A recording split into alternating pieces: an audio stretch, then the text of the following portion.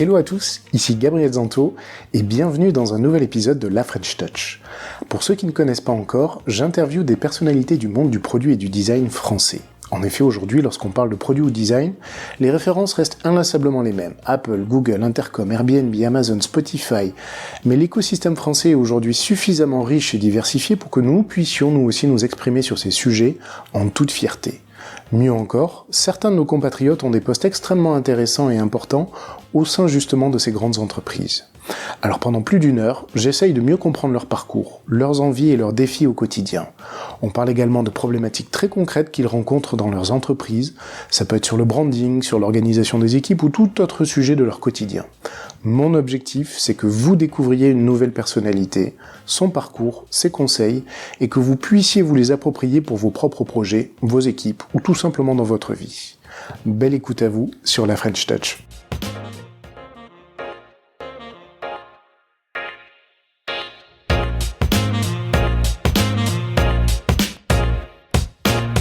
Hello à tous, ici Gabriel Zanto et bienvenue dans un nouvel épisode de La French Touch. Pour ceux qui ne connaissent pas encore, j'interviewe des personnalités du monde du produit et du design français. En effet, aujourd'hui, lorsqu'on parle de produit ou design, les références restent inlassablement les mêmes. Apple, Google, Intercom, Airbnb, Amazon, Spotify. Mais l'écosystème français est aujourd'hui suffisamment riche et diversifié pour que nous puissions nous aussi nous exprimer sur ces sujets en toute fierté. Mieux encore, certains de nos compatriotes ont des postes extrêmement intéressants et importants au sein justement de ces grandes entreprises. Alors pendant plus d'une heure, j'essaye de mieux comprendre leur parcours, leurs envies et leurs défis au quotidien. On parle également de problématiques très concrètes qu'ils rencontrent dans leurs entreprises. Ça peut être sur le branding, sur l'organisation des équipes ou tout autre sujet de leur quotidien. Mon objectif, c'est que vous découvriez une nouvelle personnalité, son parcours, ses conseils, et que vous puissiez vous les approprier pour vos propres projets, vos équipes ou tout simplement dans votre vie. Belle écoute à vous sur la French Touch. Bonjour Christopher. Bonjour.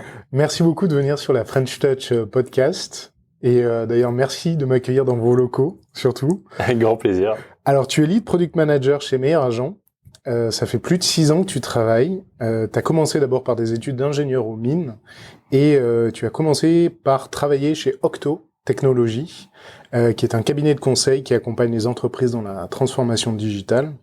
Tu as d'abord été stagiaire chez eux, puis tu es passé à temps complet en tant que consultant.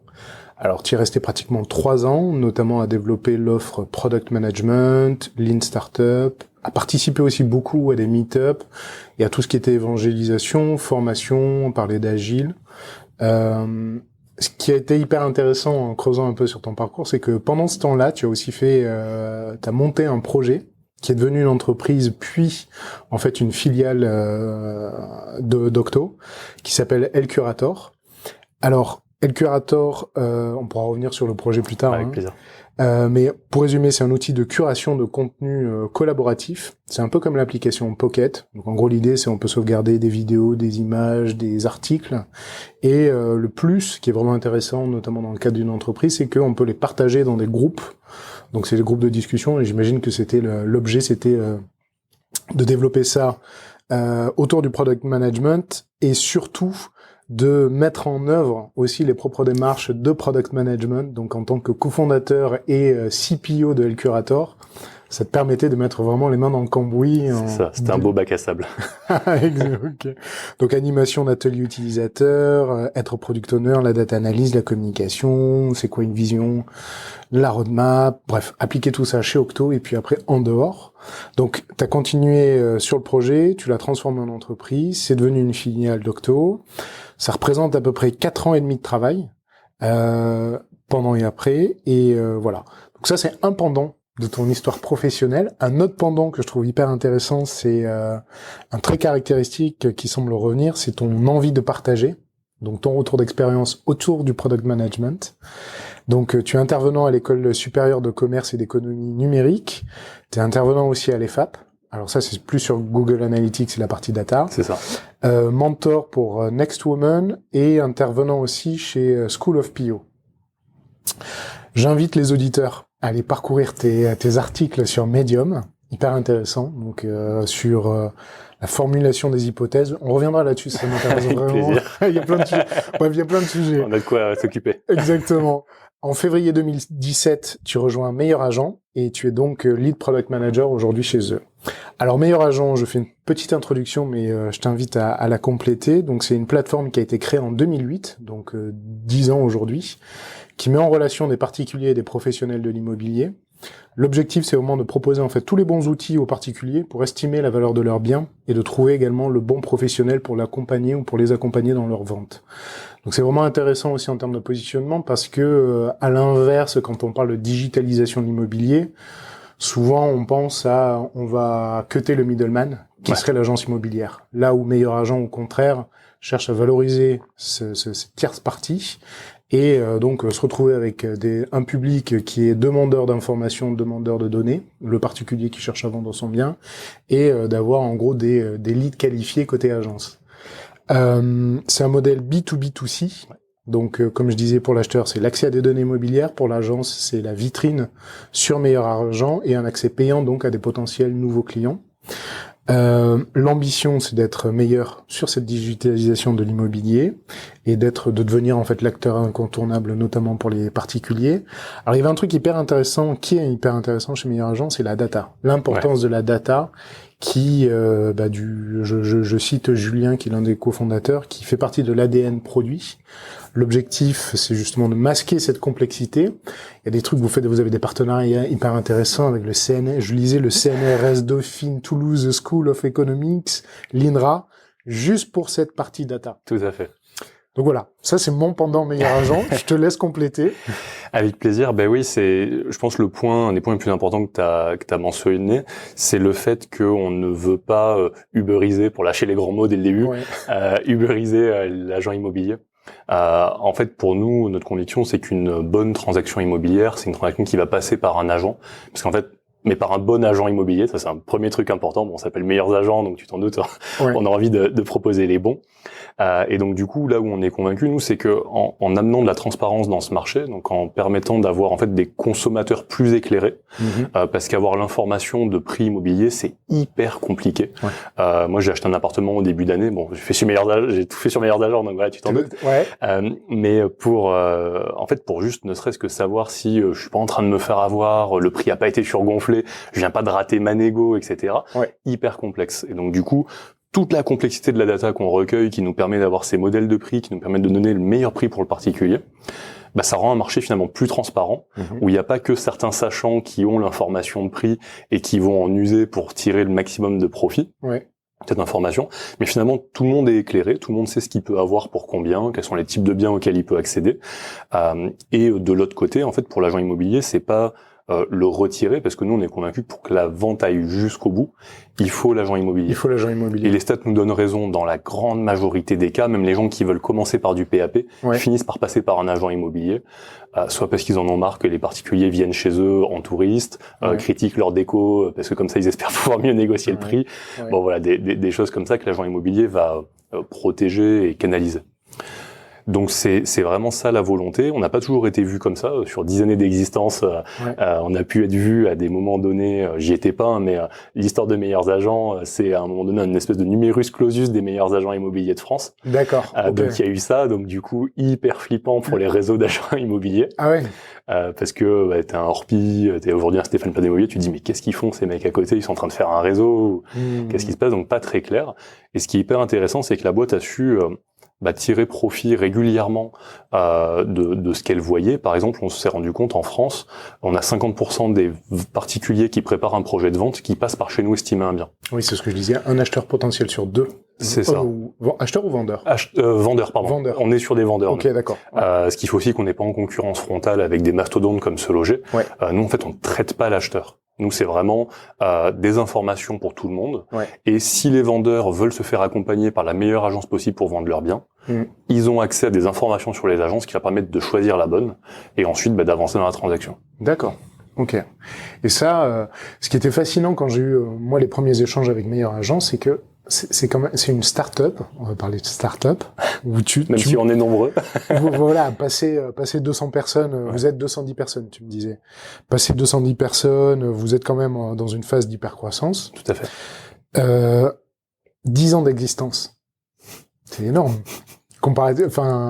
C'est ça qui était assez fascinant, c'est-à-dire hyper croissance, 10 ans d'existence, la data science qui est au cœur de la digitalisation. Ouais. En gros, Meilleur Agent était là sur les sujets importants un peu avant tout le monde. Tout à fait. Et ce qui a été vraiment un vecteur d'accélération de cette hypercroissance, c'est un pivot, un vrai pivot. Alors des fois on a le mot un peu galvaudé, mais vraiment à un moment donné où en fait on avait un business model historique qui était plutôt sur la partie lead, comme tu le disais. Donc on va apporter des propriétaires vendeurs à des agences immobilières, et où nous on a un intérêt à amener la meilleure agence immobilière possible, puisqu'on a une rétribution notamment sur la commission. Donc ça aille jusqu'à la vente. Donc c'est pas juste on lâche des fichiers clients à droite à gauche et on vend ça. Sauf que ça, c'est un business model qui scale pas très bien, puisque ces leads, il faut les qualifier. Aujourd'hui, on les qualifie au téléphone, donc on a beaucoup de gens qui appellent ces particuliers.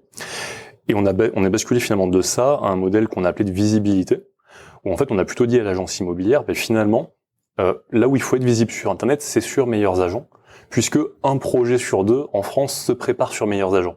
Et donc, soyez là dès que le particulier est dans son canapé, se pose des questions, on se dit, attends, combien vaut mon appart? Puis directement, hop, on affiche à ce moment-là la bonne agence pour lui.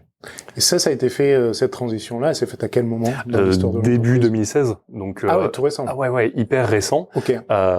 Et avec des chiffres, aujourd'hui on communique sur plus de 10 000 agences partenaires. Ouais. Ce qu'on a, il faut voir que début 2016, il y en avait peut-être 1000. Donc cette ouverture-là a fait vraiment exploser le potentiel de l'entreprise, puisqu'on passe d'un côté d'une offre qui scale pas très bien, il faut des leads, on n'en a pas pour toutes les agences immobilières. Mais vous étiez attendu là-dessus, parce que à partir du moment, je suis une agence immobilière, à partir du moment où c'est payant pour moi, qu'est-ce que je récupère à la fin ? Donnez-moi quasiment un contrat clé en main, quoi. Tout à fait. Ouais. C'est ça. Et du coup, il y a aussi un enjeu du coup de pédagogie qui est fort pour nous, parce que finalement, la promesse de notre offre, c'est d'être visible au bon moment. Évidemment, dans l'enjeu, in fine, d'avoir le particulier qui va à l'agence. Mais là où on a une plateforme avec des problématiques de fuite de valeur, on n'est pas un Uber où tu lances ton application, c'est parti, t'en as besoin de maintenant, et tu peux dire au chauffeur Uber, c'est moi, Uber, qui t'ai amené cette personne dans ta voiture. Nous, on n'a pas du tout ça, parce que regarde par exemple, si tu te renseignes sur TripAdvisor sur un restaurant avant de choisir ton restaurant, tu vas rarement pousser la porte du restaurant et lui dire bonjour, je vous ai vu sur TripAdvisor, c'est pour ça que je suis venu chez vous. Peut-être même que tu es allé vérifier sur Google, peut-être même que tu as demandé à des potes qui n'avaient pas rangé. L'agent immobilier, c'est pareil. Et du coup, on a ce qu'on appelle une fuite de valeur, en fait, de preuve de valeur, c'est-à-dire que le particulier, on sait qu'il passe chez nous dans 50% des cas, dans certaines régions de France 80%, donc vraiment, il est là. On sait qu'on y a affiché telle agence. Et le problème, c'est qu'il va pas voir l'agence en disant « Bonjour, je vous ai vu sur Meilleurs Agents ». Et du coup, c'est un des enjeux qui est passionnant qu'on a chez Meilleurs Agents, qui est que comme la mise en relation se fait pas à 100%, voire même jusqu'à un paiement sur la plateforme, ça force à inventer d'autres modèles de monétisation. Tu peux pas prendre une FIS à la transaction parce que en fait la transaction elle est pas chez toi, elle est chez le notaire. Et du coup, vous êtes aussi obligé d'avoir cette espèce de, terme grossier, de tracking un peu cross-canaux. Voilà. C'est à partir du moment, les touch points, à quel moment donné vous pouvez quand même dire à l'agent, parce que comment vous arrivez à le mesurer ça en fait? Tout à fait. Alors en fait, du coup, comme on a une offre de visibilité, les agences ont des vitrines chez nous. Donc elles sont affichées à des particuliers, donc on a les informations. Là, c'est un peu comme finalement quasiment du Google AdWords, même si c'est pas du tout publicitaire. Les agences payent pour avoir accès à la plateforme, mais elles ne sont affichées qu'en fonction de leur performance réelle. Pour le particulier. Alors, qu'est-ce que vous appelez une performance réelle? Alors, c'était passionnant, mais c'était mon début d'année. On a sorti l'algorithme en 1er septembre, on a passé un long moment dessus. Donc, en fait, ce que valorise le particulier, finalement, quand il va chez une agence immobilière, la première chose, il va souvent chez la plus proche. Alors ça a été un peu un mystère pour nous, parce que la plus proche est pas forcément la meilleure. Et l'agence qui est en bas de ton immeuble est pas forcément celle qui a vendu dans ton immeuble. Donc, on a essayé de comprendre pourquoi. Attends, tu passes devant une vitrine d'agent immobilier, tu n'as aucune espèce d'indication possible de la performance, de la pertinence, du professionnalisme. C'est juste, est-ce qu'il y a une belle vitrine et c'est quoi les baraques qu'ils ont à vendre? Exactement. C'est tout, quoi. Et avec la loi Allure, t'as les honoraires aussi maintenant. Affichés en petit quelque part, t'as l'info de prix. Ah, ça, c'est quelque chose d'intéressant. On reviendra sur la loi Allure parce que je l'ai vu dans pas mal de tes slides, etc. Et je me dis, pourquoi ils parlent de ça? Ah, mais je t'en parlais parce que c'était tellement drôle. Non, mais sur, du coup, la performance, de l'agence immobilière, nous, on a considéré que sa performance, c'était le volume de biens vendus, de biens qu'elle a vendus, qui ressemble au tien. ressembler au tien étant la typologie de bien, c'est un appartement, une maison, la surface du bien et sa proximité géographique. C'est-à-dire que pour nous, une agence qui a vendu l'immeuble au-dessus de chez toi, elle a prouvé qu'elle savait vendre l'appartement au-dessus de chez toi. Elle a prouvé qu'elle savait le vendre, donc elle va être hyper pertinente. C'est ça. Elle connaît peut-être même le gardien de ton immeuble. Elle sait, elle l'a fait. C'est un mix pertinence et performance. Exactement. Ok. Et donc du coup, c'est ça l'algorithme qu'on a mis en place, qui nous permet en fait mais déjà d'avoir une variabilisation, donc de pas toujours afficher les mêmes agences, de pas les afficher non plus en random, parce que ça n'a pas de sens, d'afficher en aléatoire des agences immobilières. Et donc du coup, c'est hyper intéressant parce que depuis qu'on a fait ça, donc on reparlera après peut-être des méthodes qu'on a mis en place sur ce type de projet. Exactement. Ouais. Mais en gros, c'est vraiment parti d'une recherche de besoins utilisateurs. On a creusé pour comprendre ce que lui traduisait par « je prends l'agence la plus proche de chez moi ». Et en fait, l'agence la plus proche de chez lui, c'est l'agence qui probablement a dû vendre le plus dans le quartier. Ouais, exactement. Et là, boum, jackpot, cette data, on l'a. Ouais. Alors il y en a d'autres qu'on n'a pas, on adorerait les avoir. La vitesse de vente, est-ce qu'elle a vendu au prix originel ou pas, voilà, ça on adorerait l'avoir, mais aujourd'hui on n'a pas ces infos-là, donc on a pris en fait vraiment sa performance de vente. Et ensuite, on a travaillé là à faire tourner des modèles mathématiques avec notre équipe data science qui est chère à notre cœur à côté, qui fait des modèles de prix mais qui nous aide aussi sur d'autres sujets comme ça. Et ça nous a permis en fait de faire tourner des algos et de comprendre quelle allait être la nouvelle répartition en fonction des visites sur les pages de notre site et en fonction de la performance des agences. Ok. Et ok. Potentiellement, en fait, ces données de performance, je lance une idée comme ça, hein. Ces données de performance peuvent aussi être intéressantes pour des réseaux d'agences. Connaître, parce que ce que je trouve d'hyper intéressant dans ce que tu me dis là, c'est moi qui suis un vendeur potentiel, effectivement, point de départ, c'est l'agence à côté de chez moi. J'ai pas en tête, est-ce qu'elle est performante ou pas dans la vente? Pas nécessairement. Là, en fait, vous amenez des critères les plus objectifs possibles pour la pertinence et la performance qui peuvent du coup être repris éventuellement par des réseaux d'agences en disant ok, bah voilà, sur le territoire qui est couvert, je sais pas, je suis un Orpi ou autre, hein, voilà, quelles sont les agences qui performent le mieux chez moi? Est-ce que ça c'est un des angles de développement potentiel pour vous? Vous leur laissez, vous n'êtes pas du tout là-dessus? Non, on n'est pas du tout là-dessus. Nous, en fait, on voit nos offres un peu comme on a une pyramide. On dit le socle de nos offres, c'est la visibilité. Donc, c'est ça notre offre principale, notre point d'entrée chez Meilleurs Agents. Au-dessus, on a une offre de lead. Donc où là, on va amener des particuliers propriétaires vendeurs auprès d'une agence immobilière. Et au-dessus, on a des outils de productivité. Et en fait, on voit plus aujourd'hui un axe de développement sur les outils de productivité à destination des agences immobilières. D'accord. Et donc aussi, en fait, notre vision, c'est le consommateur informé, éclairé, et l'agent augmenté. En fait, on veut pas le remplacer, on veut le rendre meilleur. Et donc toute la data qu'on a à notre disposition, on se dit mais si on lui mettait dans les mains, quand il rencontrait un particulier, ça serait jackpot parce que lui, il dirait pas de bêtises en rendez-vous, il aurait de la donnée, il pourrait la montrer au particulier, parce que le particulier vendeur, son biais le plus grand, c'est que quand c'est son bien, il aime son bien, il vaut beaucoup plus que tous les autres. Il le surévalue de 20%. Voilà. Et donc du coup, comment faire atterrir ce particulier? Et bien là, il y a la data Meilleurs Agents, qui est un tiers de confiance, qui a pas d'enjeu à faire baisser le prix pour vendre plus vite, monter le prix pour faire croire et vendre le mandat. On n'a pas ces enjeux-là. Nous, on est vraiment un tiers de confiance à côté. Et donc finalement, donner cette info et au particulier et à l'agent immobilier, ça devrait juste faire des relations plus saines entre les deux.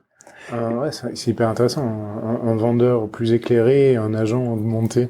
Du coup, quels sont, on va pas forcément rentrer dans le détail de chacun de ces outils de productivité, mais quels sont, tu peux me dire, globalement, quels sont-ils? Alors, on est au tout début sur les outils de productivité. D'accord. Donc, on est vraiment light. On est vraiment light. Là, on est en train d'avancer sur un produit, en fait, qui va donner des informations à l'agent immobilier sur les ventes qu'il y a eu à proximité d'un bien qu'il va évaluer. Donc vraiment l'usage. Alors aujourd'hui, il y a plein de bases de données qui existent auxquelles il a accès. Alors il y a quelque chose sur le site des impôts aujourd'hui qui est disponible. Tu peux trouver des informations de transactions immobilières.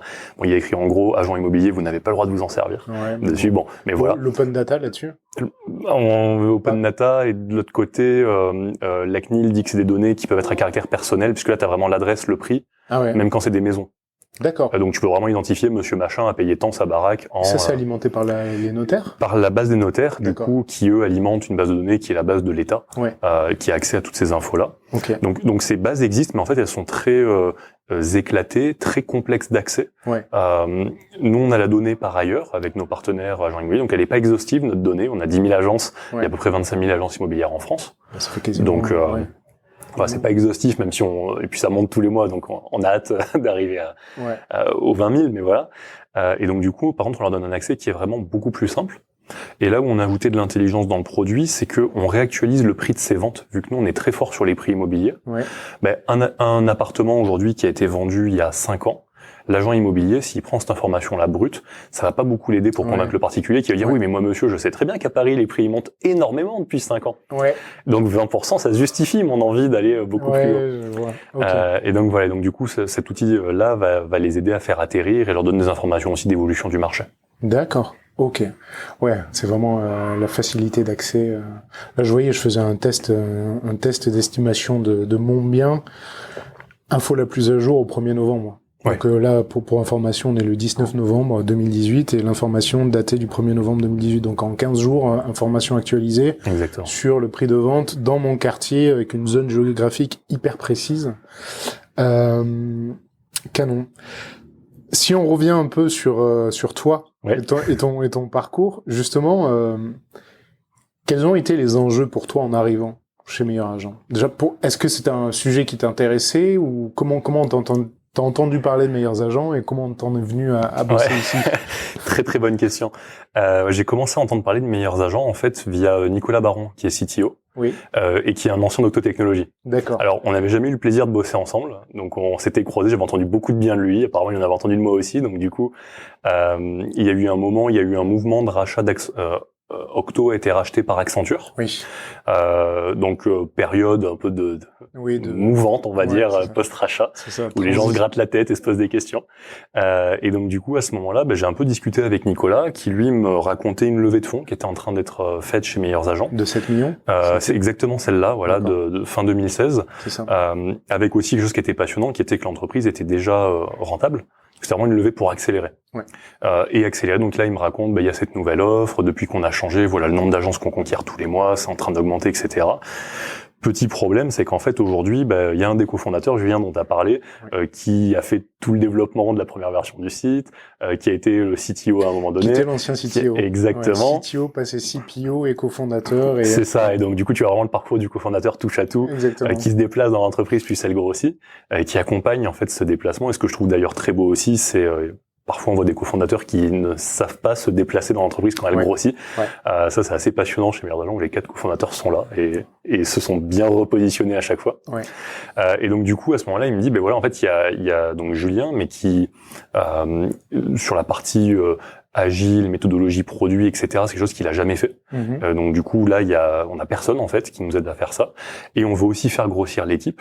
Donc, aujourd'hui, il y a un product manager et Julien. D'accord. Quand toi t'es arrivé. Quand moi je suis et du coup et il y avait déjà un product manager. Ouais. En plus de Julien, Sébastien qui était déjà là. Et donc du coup en fait, il faut faire grossir l'équipe, mais du coup faire grossir l'équipe, ça veut dire qu'à un moment il faut faire c'est quoi la carrière d'un product manager chez Meilleurs Agents. Ouais. Est-ce qu'on prend des juniors, des seniors, on les forme comment? On veut qu'ils fassent comment on organise les équipes. Et donc il y avait cet enjeu-là et puis après il y a des enjeux hyper opérationnels. Moi quand je suis rentré, j'étais senior product manager B2C. Ça a vite volé en éclats, mais au début, j'ai fait que des projets B2C. On s'est vite rendu compte que ça avait pas de sens de séparer comme ça, vu nos tailles d'équipe.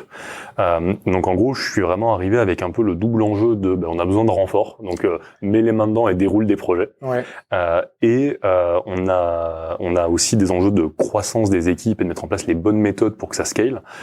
Et du coup, on a besoin de quelqu'un solide en méthode pour faire ça. C'est quelque chose que je trouve assez fascinant dans ton profil. C'est ces espèces d'acquis. On va pouvoir revenir dessus sur la méthode agile et on sent que tu maîtrises, en tout cas de ce que j'ai lu, tu maîtrises ces sujets-là. Et il y a quelque chose qui est spécifique à Meilleur Agent. Donc vous n'êtes pas sur des feature teams, vous êtes sur des impact teams. Vous avez hypothèse. Alors je relis mes notes parce que je trouve ça hypothèse, mesure, conclusion. Oui. Vous avez la colocalisation. On va revenir sur chacun de ces sujets parce que ça m'intéresse. Avec grand plaisir. Business user story. Oui. Voilà, donc t'es arrivé en étant la personne de référence pour aider justement à asseoir la méthodologie agile, on va fonctionner, voilà.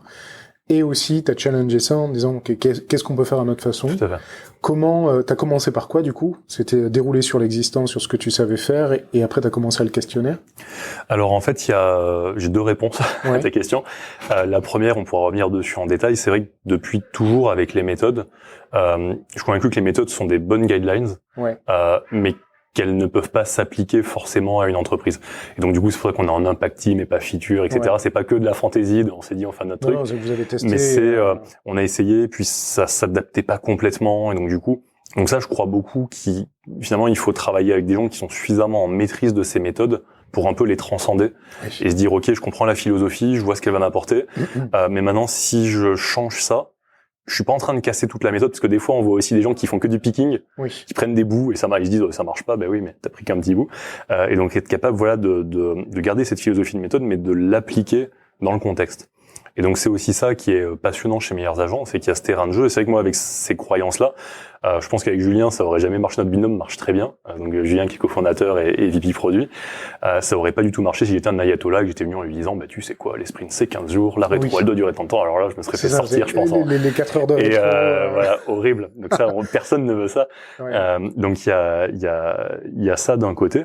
Après, comment est-ce que on amène les gens sur ces méthodes-là? Je pense qu'il y a des moments.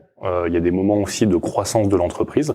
Je prends un exemple. Moi, il y a un truc que je détestais quand je suis arrivé, c'est qu'il y avait une dizaine de développeurs, un sprint, 3-4 PM.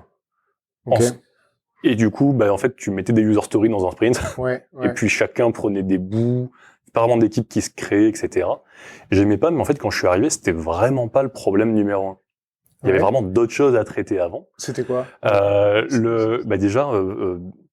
Déjà mettre, on va dire, le bon sens du product management dans les projets.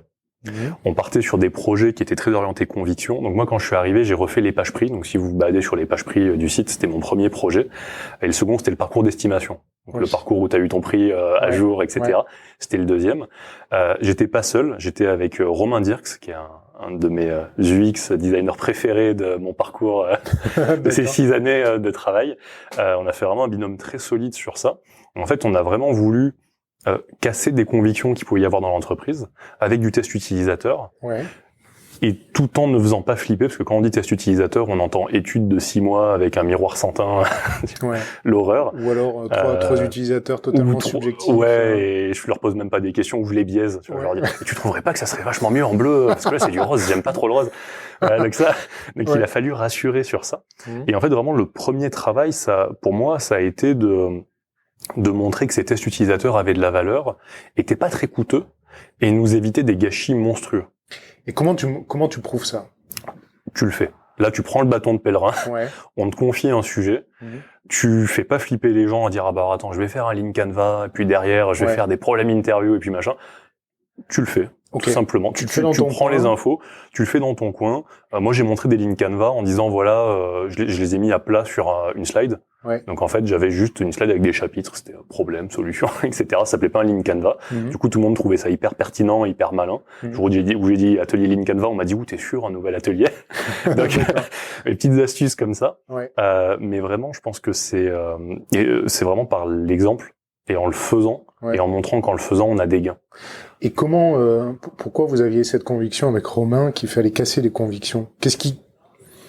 C'est bien d'avoir des convictions. Pourquoi vouloir les casser? Qu'est-ce qui t'a... Il y a plusieurs choses. Moi, quand je suis arrivé, il y a des développeurs qui m'ont raconté des histoires de projets où pendant 6 mois, on développe un truc, on le met en prod, ça marche moins bien que l'existant.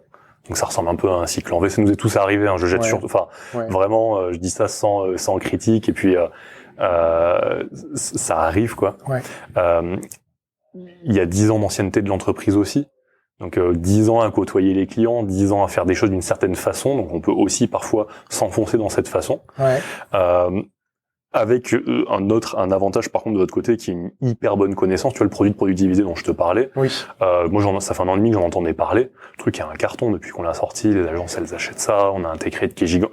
Donc là une bonne intuition, tu vois. Mais finalement la question c'était de se dire est-ce que se baser que sur l'intuition c'est pas un risque? Est-ce que ce risque on a vraiment envie de l'assumer avec notre taille? On est petit, on a des petites équipes, aujourd'hui on parle d'impact team, on a 2 impact team en parallèle, on essaie d'en faire une 3e. Donc est-ce que tu as envie de lancer une de tes unités de production dans la bataille 6 mois? C'est ça. Le temps perdu. Exactement. Ouais. Versus, t'as un UX designer qui a fait 10 tests utilisateurs de 30 minutes. Ouais. Tu vois, c'est une journée, le temps de conclure. Ouais. Et en fait, on a les bons trucs. Ok. Et donc cette conviction qu'il faut changer des choses. Après, c'est aussi que j'avais une carte blanche. Moi, quand je suis arrivé, on m'a pas dit viens, tout est parfait. On m'a dit ben voilà, on veut mettre en place ces méthodes. J'avais vraiment un mandat, un go très fort de montre-nous. D'accord. On veut le faire, montre-nous. Ça veut pas dire qu'il y a pas de frein. Ça veut pas dire qu'il y a pas de résistance et que ça pique pas un peu parfois. Ouais. Mais il y a ça. Et du coup, c'est quelque chose que j'avais retenu de mes années chez Octo Technologies. En fait, quand on allait chez le client, on lui disait pas on va faire de l'agile, etc. Le premier truc qu'on lui disait, c'est est-ce qu'on est d'accord qu'il faut réduire ton time to market? Parce que le temps, c'est l'élément le plus important pour toi. Oui. Bon, on est d'accord. Bah, du coup, on va réduire le time to market. Et du coup, c'est quoi le goulot d'étranglement aujourd'hui? On fait des cahiers des charges gigantesques. Ah bah attends, j'ai une autre méthode. On essaye, on fait des petites user stories.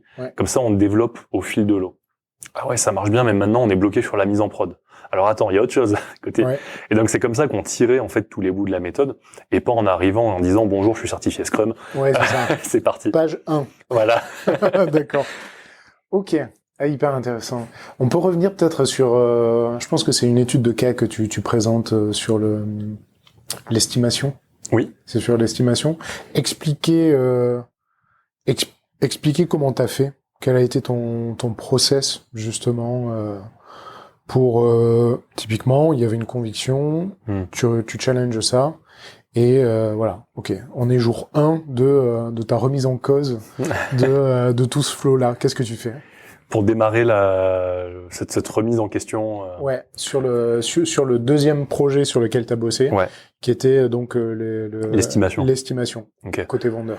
Alors, première chose que je fais, c'est je me pose avec l'UX, avec lequel je vais bosser, et en fait, on réfléchit à...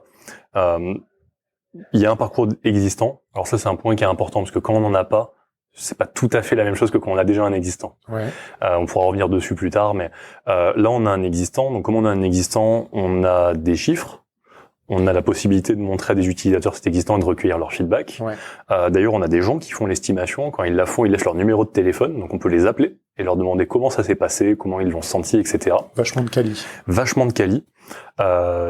Et du quanti sur la partie data. Vous aviez déjà Analytics implémenté? On avait déjà Analytics implémenté. Ça, c'était une force de la boîte on a un super plan de tagging. Donc, vraiment, on avait déjà sur toutes les pages du site.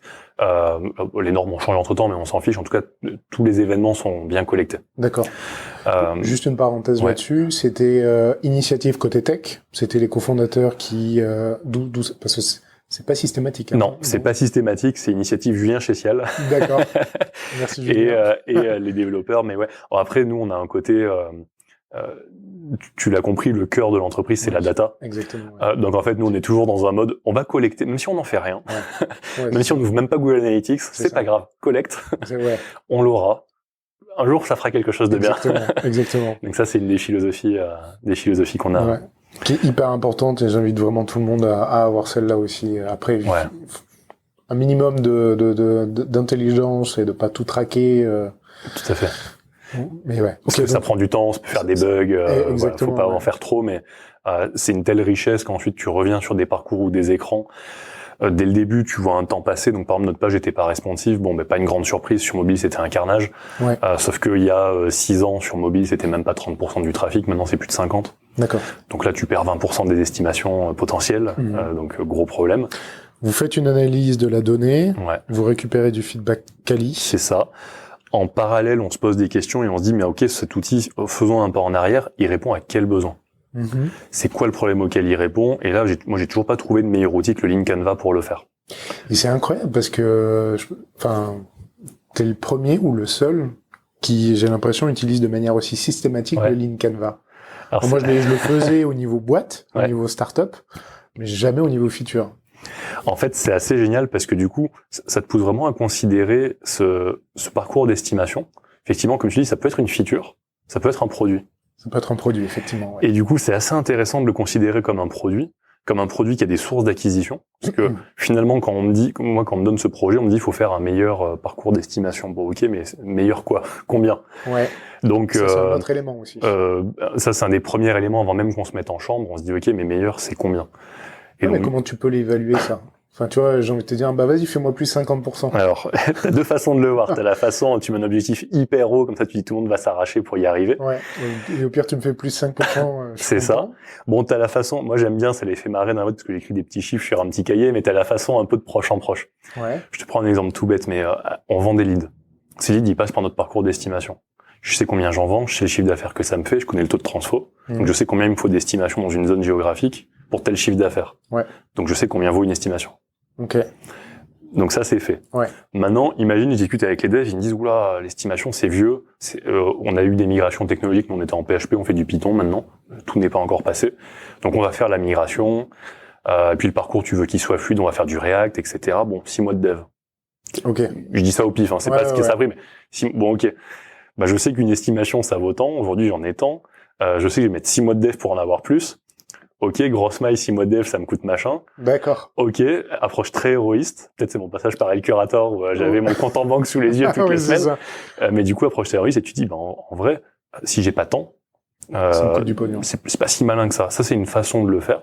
Ah, mais c'est intéressant, ça, ouais. Il y a une autre façon que j'aime bien aussi, qu'on n'arrive toujours pas à se décider, qui est, en fait, en dessous de quel chiffre on n'ouvre pas le champagne.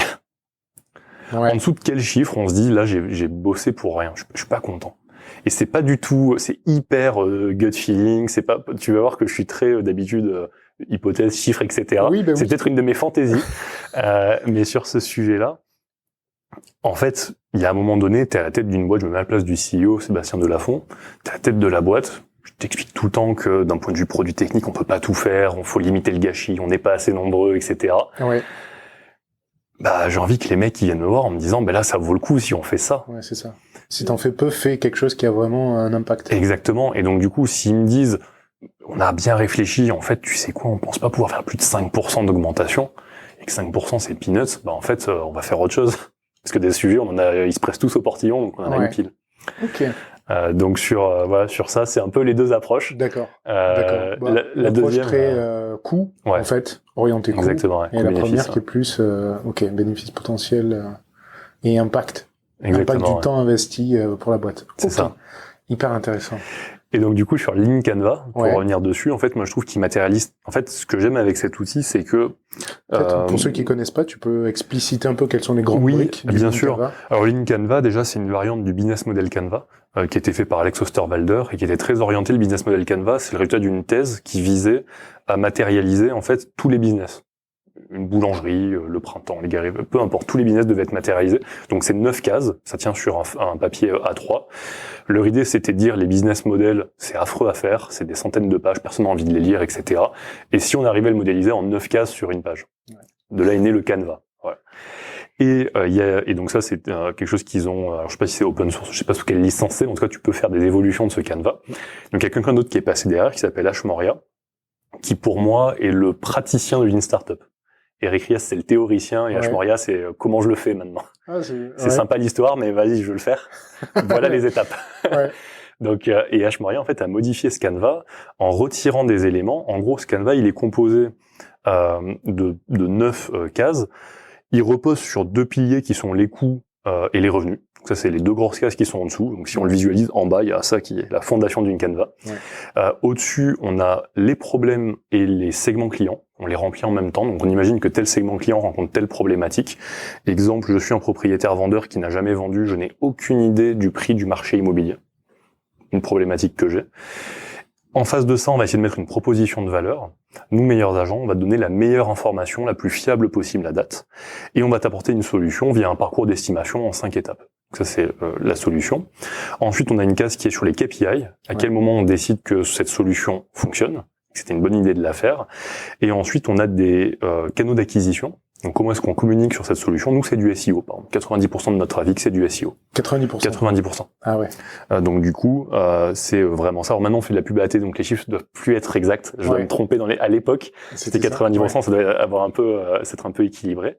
Et la dernière case, qui est toujours la plus dure à remplir, c'est l'avantage, unfair advantage en anglais, qui a été traduit par avantage concurrentiel déloyal, je crois. Ouais, c'est ça.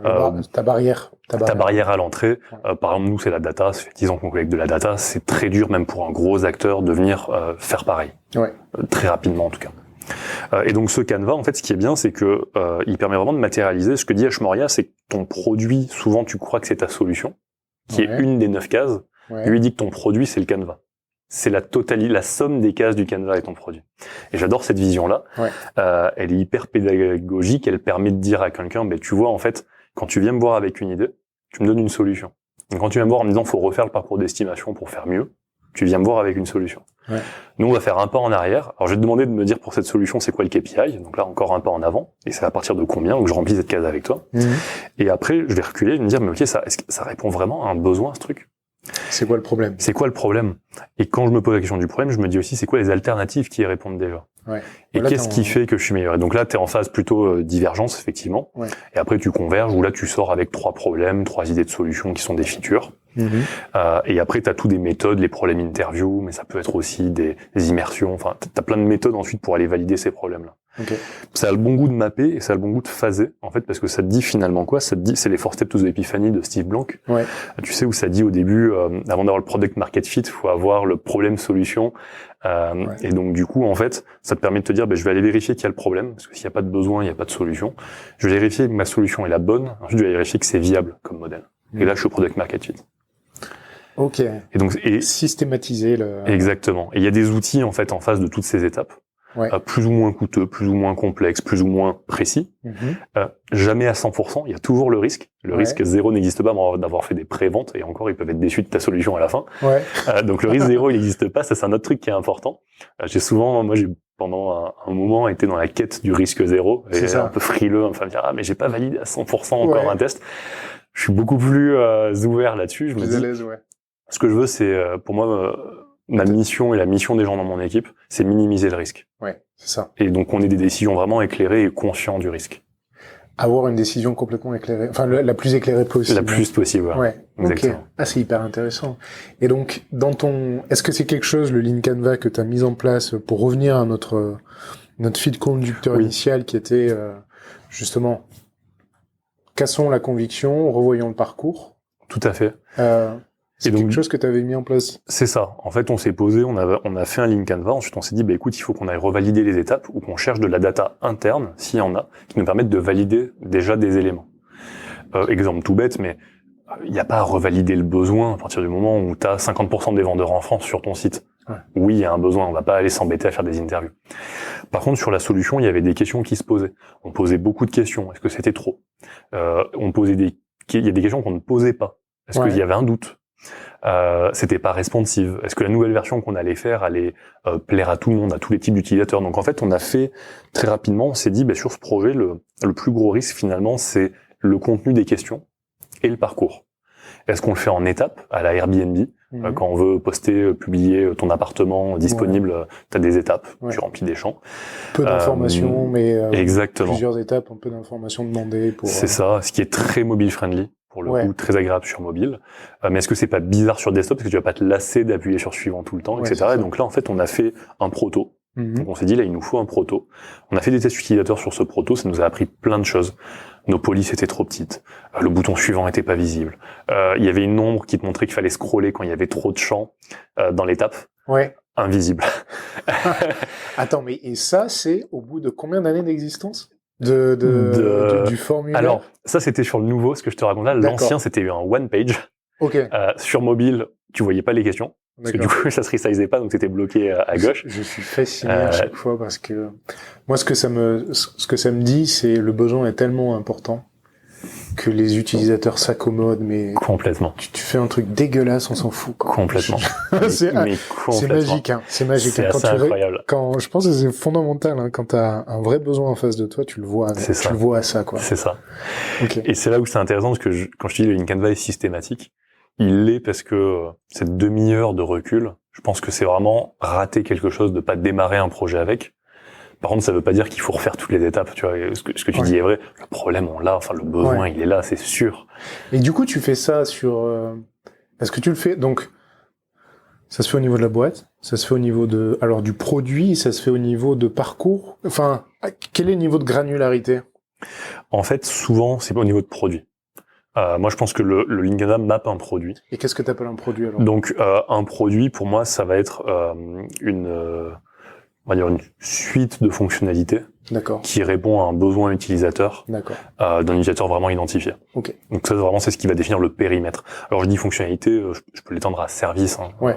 Mais voilà, ça répond en tout cas, l'ensemble des éléments qui te permettent de répondre à un problème, exactement. un besoin utilisateur. Donc moi, je considère que, par exemple, si tu vas sur notre site, tu peux te dire il y a des composants d'un parcours. Les gens rentrent par nos pages prix, c'est nos cartes des prix. Donc quand tu tapes prix immobilier Paris, ouais.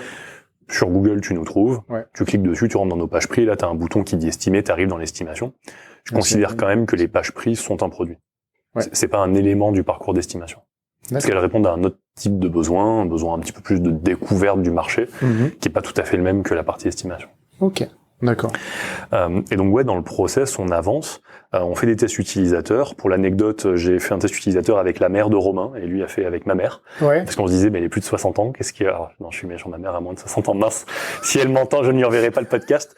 Mais pour les proches de 60 ans, pour les proches de 60 ans, qu'est-ce qui se passe? Est-ce que ce qu'on est en train de faire est pas trop pour une population jeune? Parce qu'on avait fait beaucoup de tests auprès plutôt de trentenaires, 20, 30 ans.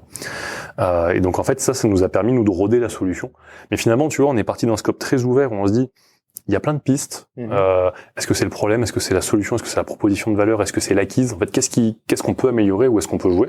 En fait, c'est ça le point de départ. C'est vraiment, on casse la conviction parce qu'est-ce qu'on peut améliorer? Exactement. Et oui, quand je dis on casse la conviction, c'est parce que souvent, je sais pas ce qui arrive aux gens qui nous écoutent, mais souvent, on vient nous voir quand même en nous disant, bon, écoute, ce qu'on va faire, c'est qu'on va faire un nouveau formulaire d'estimation en étapes. Exactement. C'est ça qu'on va faire. La solution. Et là, t'es là et tu dis, alors, attends. Ouais. Et donc, du coup, c'est là quand je dis casser la conviction, c'est cette conviction-là qu'il faut réussir à au moins secouer. Si ensuite elle est vérifiée par des éléments, parce que tu vois, si la fin de la phrase c'est il faut le faire en étapes, parce que tu sais quoi, il y a 2 ans on l'avait fait en étapes, c'était incroyable comme les gens l'adoraient, mais juste on n'a pas pu aller au bout parce qu'on avait la dette technique, on n'a pas réussi. Ouais. Learning validé, moi je prends et j'y vais, il y a pas de souci, le risque est bas. Ça, c'est ton business user story. Ça. c'est exactement ça. En fait, on reparlera si tu veux des business user story et hypothèse, mesure, conclusion. Oui, c'est important. Ce qui est important, c'est en fait le pourquoi. Souvent, on a une conviction. La question d'après, c'est ok, mais pourquoi tu penses que ce parcours en étape, il va mieux marcher? Et si là, tu as une réponse, mais vraiment factuelle, rationnelle, parce que j'ai vu la dernière étude UX qui est sortie et ils disent maintenant les formulaires avec plus de 10 questions, c'est 3 étapes. C'est la règle. C'est comme la règle des 3 clics aussi. Exactement. Est-ce que c'est valable ou pas? S'il y a ça, je me dirais pourquoi pas, au moins j'ai un élément tangible. Mais si ça s'arrête à juste, en fait, je sais pas, je me suis inscrit sur Revolut, je trouve ça sympa en 3 étapes, forcément, là j'ai un problème. Là j'ai un problème. Et c'est toujours pareil, je me dis, j'en vois pas les forces dans la bataille. Et tu gères comment par exemple, un Airbnb le fait en 3 étapes? Pourquoi on le fait pas en 3 étapes? Grand sujet. Grand sujet Airbnb de discussion. Voilà, alors... Il y a plusieurs choses. Déjà, faut recentrer sur. En fait, chaque boîte a une population unique. La réalité chez nous, il y a des statistiques qui disent que les gens qui vendent un bien, ils ont plutôt autour de 50 ans. Ok. Bon, j'allais te demander. Peut-être que l'interface d'Airbnb est pas dédiée aux plus de 50 ans. J'en sais rien. D'ailleurs, peut-être que si.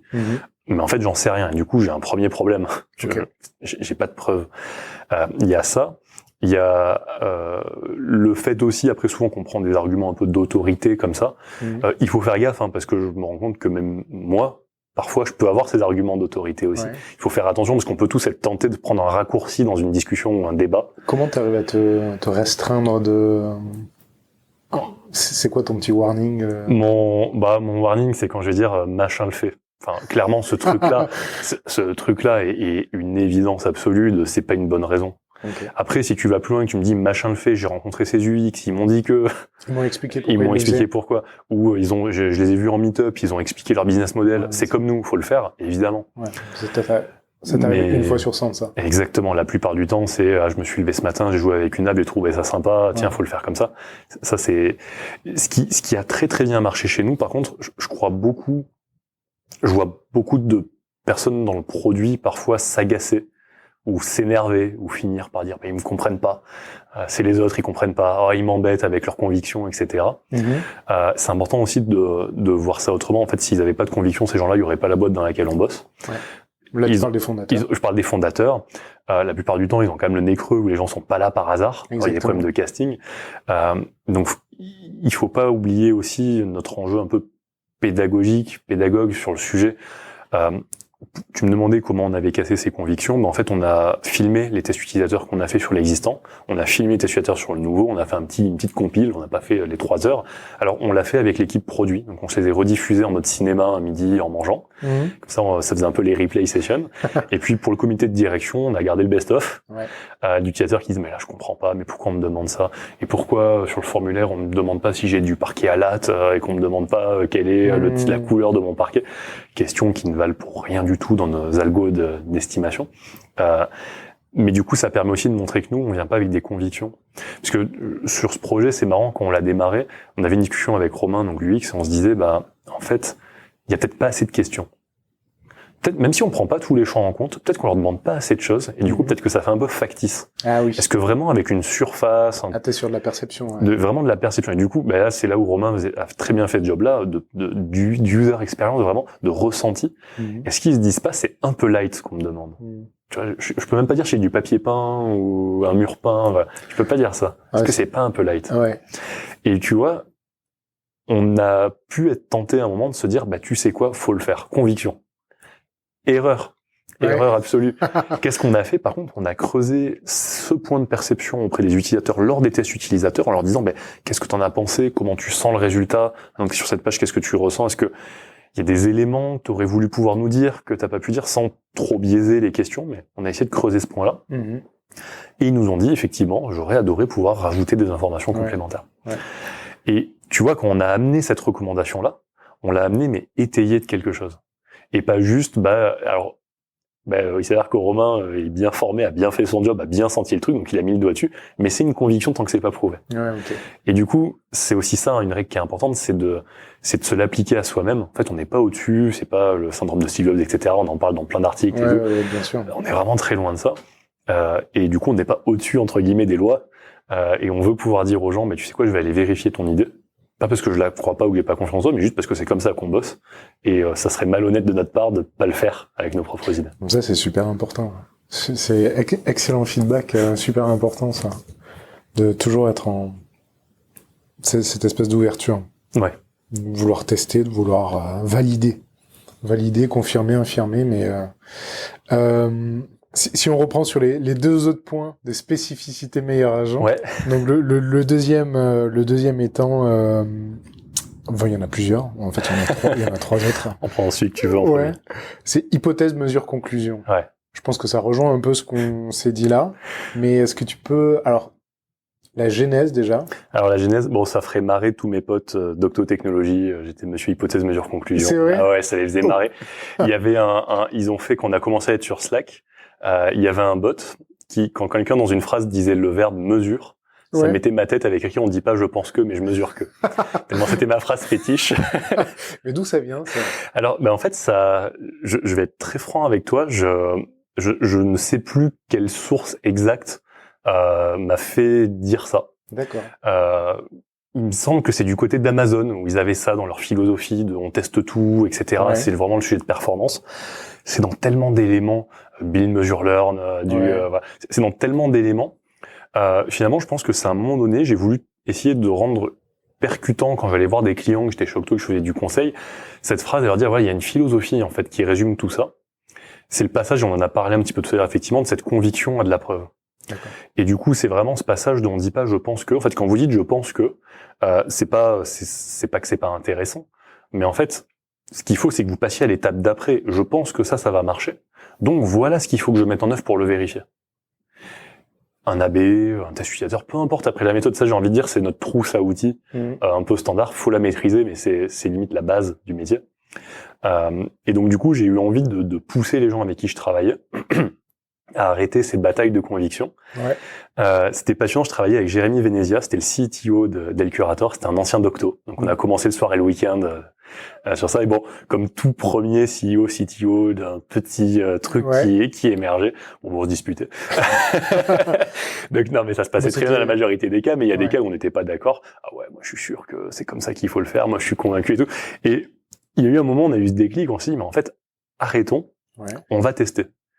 Si on arrive à faire grossir ce projet, ce qui nous rendrait heureux, c'est que ce soit une boîte dans laquelle tout le monde ait cette philosophie du test.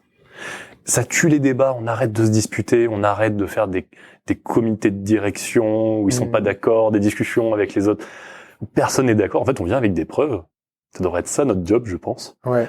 Et du coup, on passe de cette philosophie de la conviction, je pense qu'on a tous des grandes idées, machin, à je mesure que. Je mesure que. Et je bascule, je deviens une équipe, ça c'est Ashmoria qui le dit, une équipe de recherche en fait. Ça se rapproche beaucoup de la recherche. Et quand on va parler d'hypothèse, mesure, conclusion, en fait, c'est 100% inspiré de là. Et si tu détailles du coup comment ça fonctionne, hypothèse, mesure, conclusion. Oui. Alors en fait, l'idée c'est de se dire que finalement, un peu à la façon d'un chercheur qui va avoir un protocole de recherche, l'hypothèse c'est ce qu'on suppose qui va se produire. Ouais. Si je change le bouton de couleur, alors les gens vont plus cliquer dessus. Hypothèse. Du coup, ce qu'on va se forcer, c'est dès le moment où on formule cette hypothèse, à formuler la mesure associée. Si j'ai plus de X%, je considère que oui. Si j'ai moins de X%, je considère que non. Hyper important, parce que j'ai trop souvent vu des projets dire oui, on est data-driven, on regarde la data, etc. Tu fais le projet, tu le mets en prod, t'as 3% de conversion. Et là, les gens se regardent et ils se disent « Oh, c'est pas si mal !» Non, mais attends. Mais tu vois, j'en reviens à ce que je te demandais au début, qui pour moi est quand même assez obscur. Encore un peu. Ouais. Ouais, mais pourquoi 3% c'est pas bien? Pourquoi est-ce que tu peux pas dire ma mesure, ma mesure c'est 3%. Voilà. En fait, t'as plusieurs choses. Je pense après ça nous fera une bonne transition vers les impact teams et les OKR. Ouais. En fait, finalement, peut-être que 3% c'est bien. D'ailleurs, si c'est 3% de plus, tant mieux. C'est une bonne. A priori, on est toujours content. Et la vraie question qu'il y a, c'est moi, je vois un peu l'entreprise comme un plan de bataille, tu vois. T'as plein de combats à mener. T'as plein de batailles, t'as plein de produits qui vont pas, t'as un coup de tournevis à mettre, et puis il y a une nouvelle idée, et puis le concurrent, il a fait ça en plus. T'as plein de batailles à mener.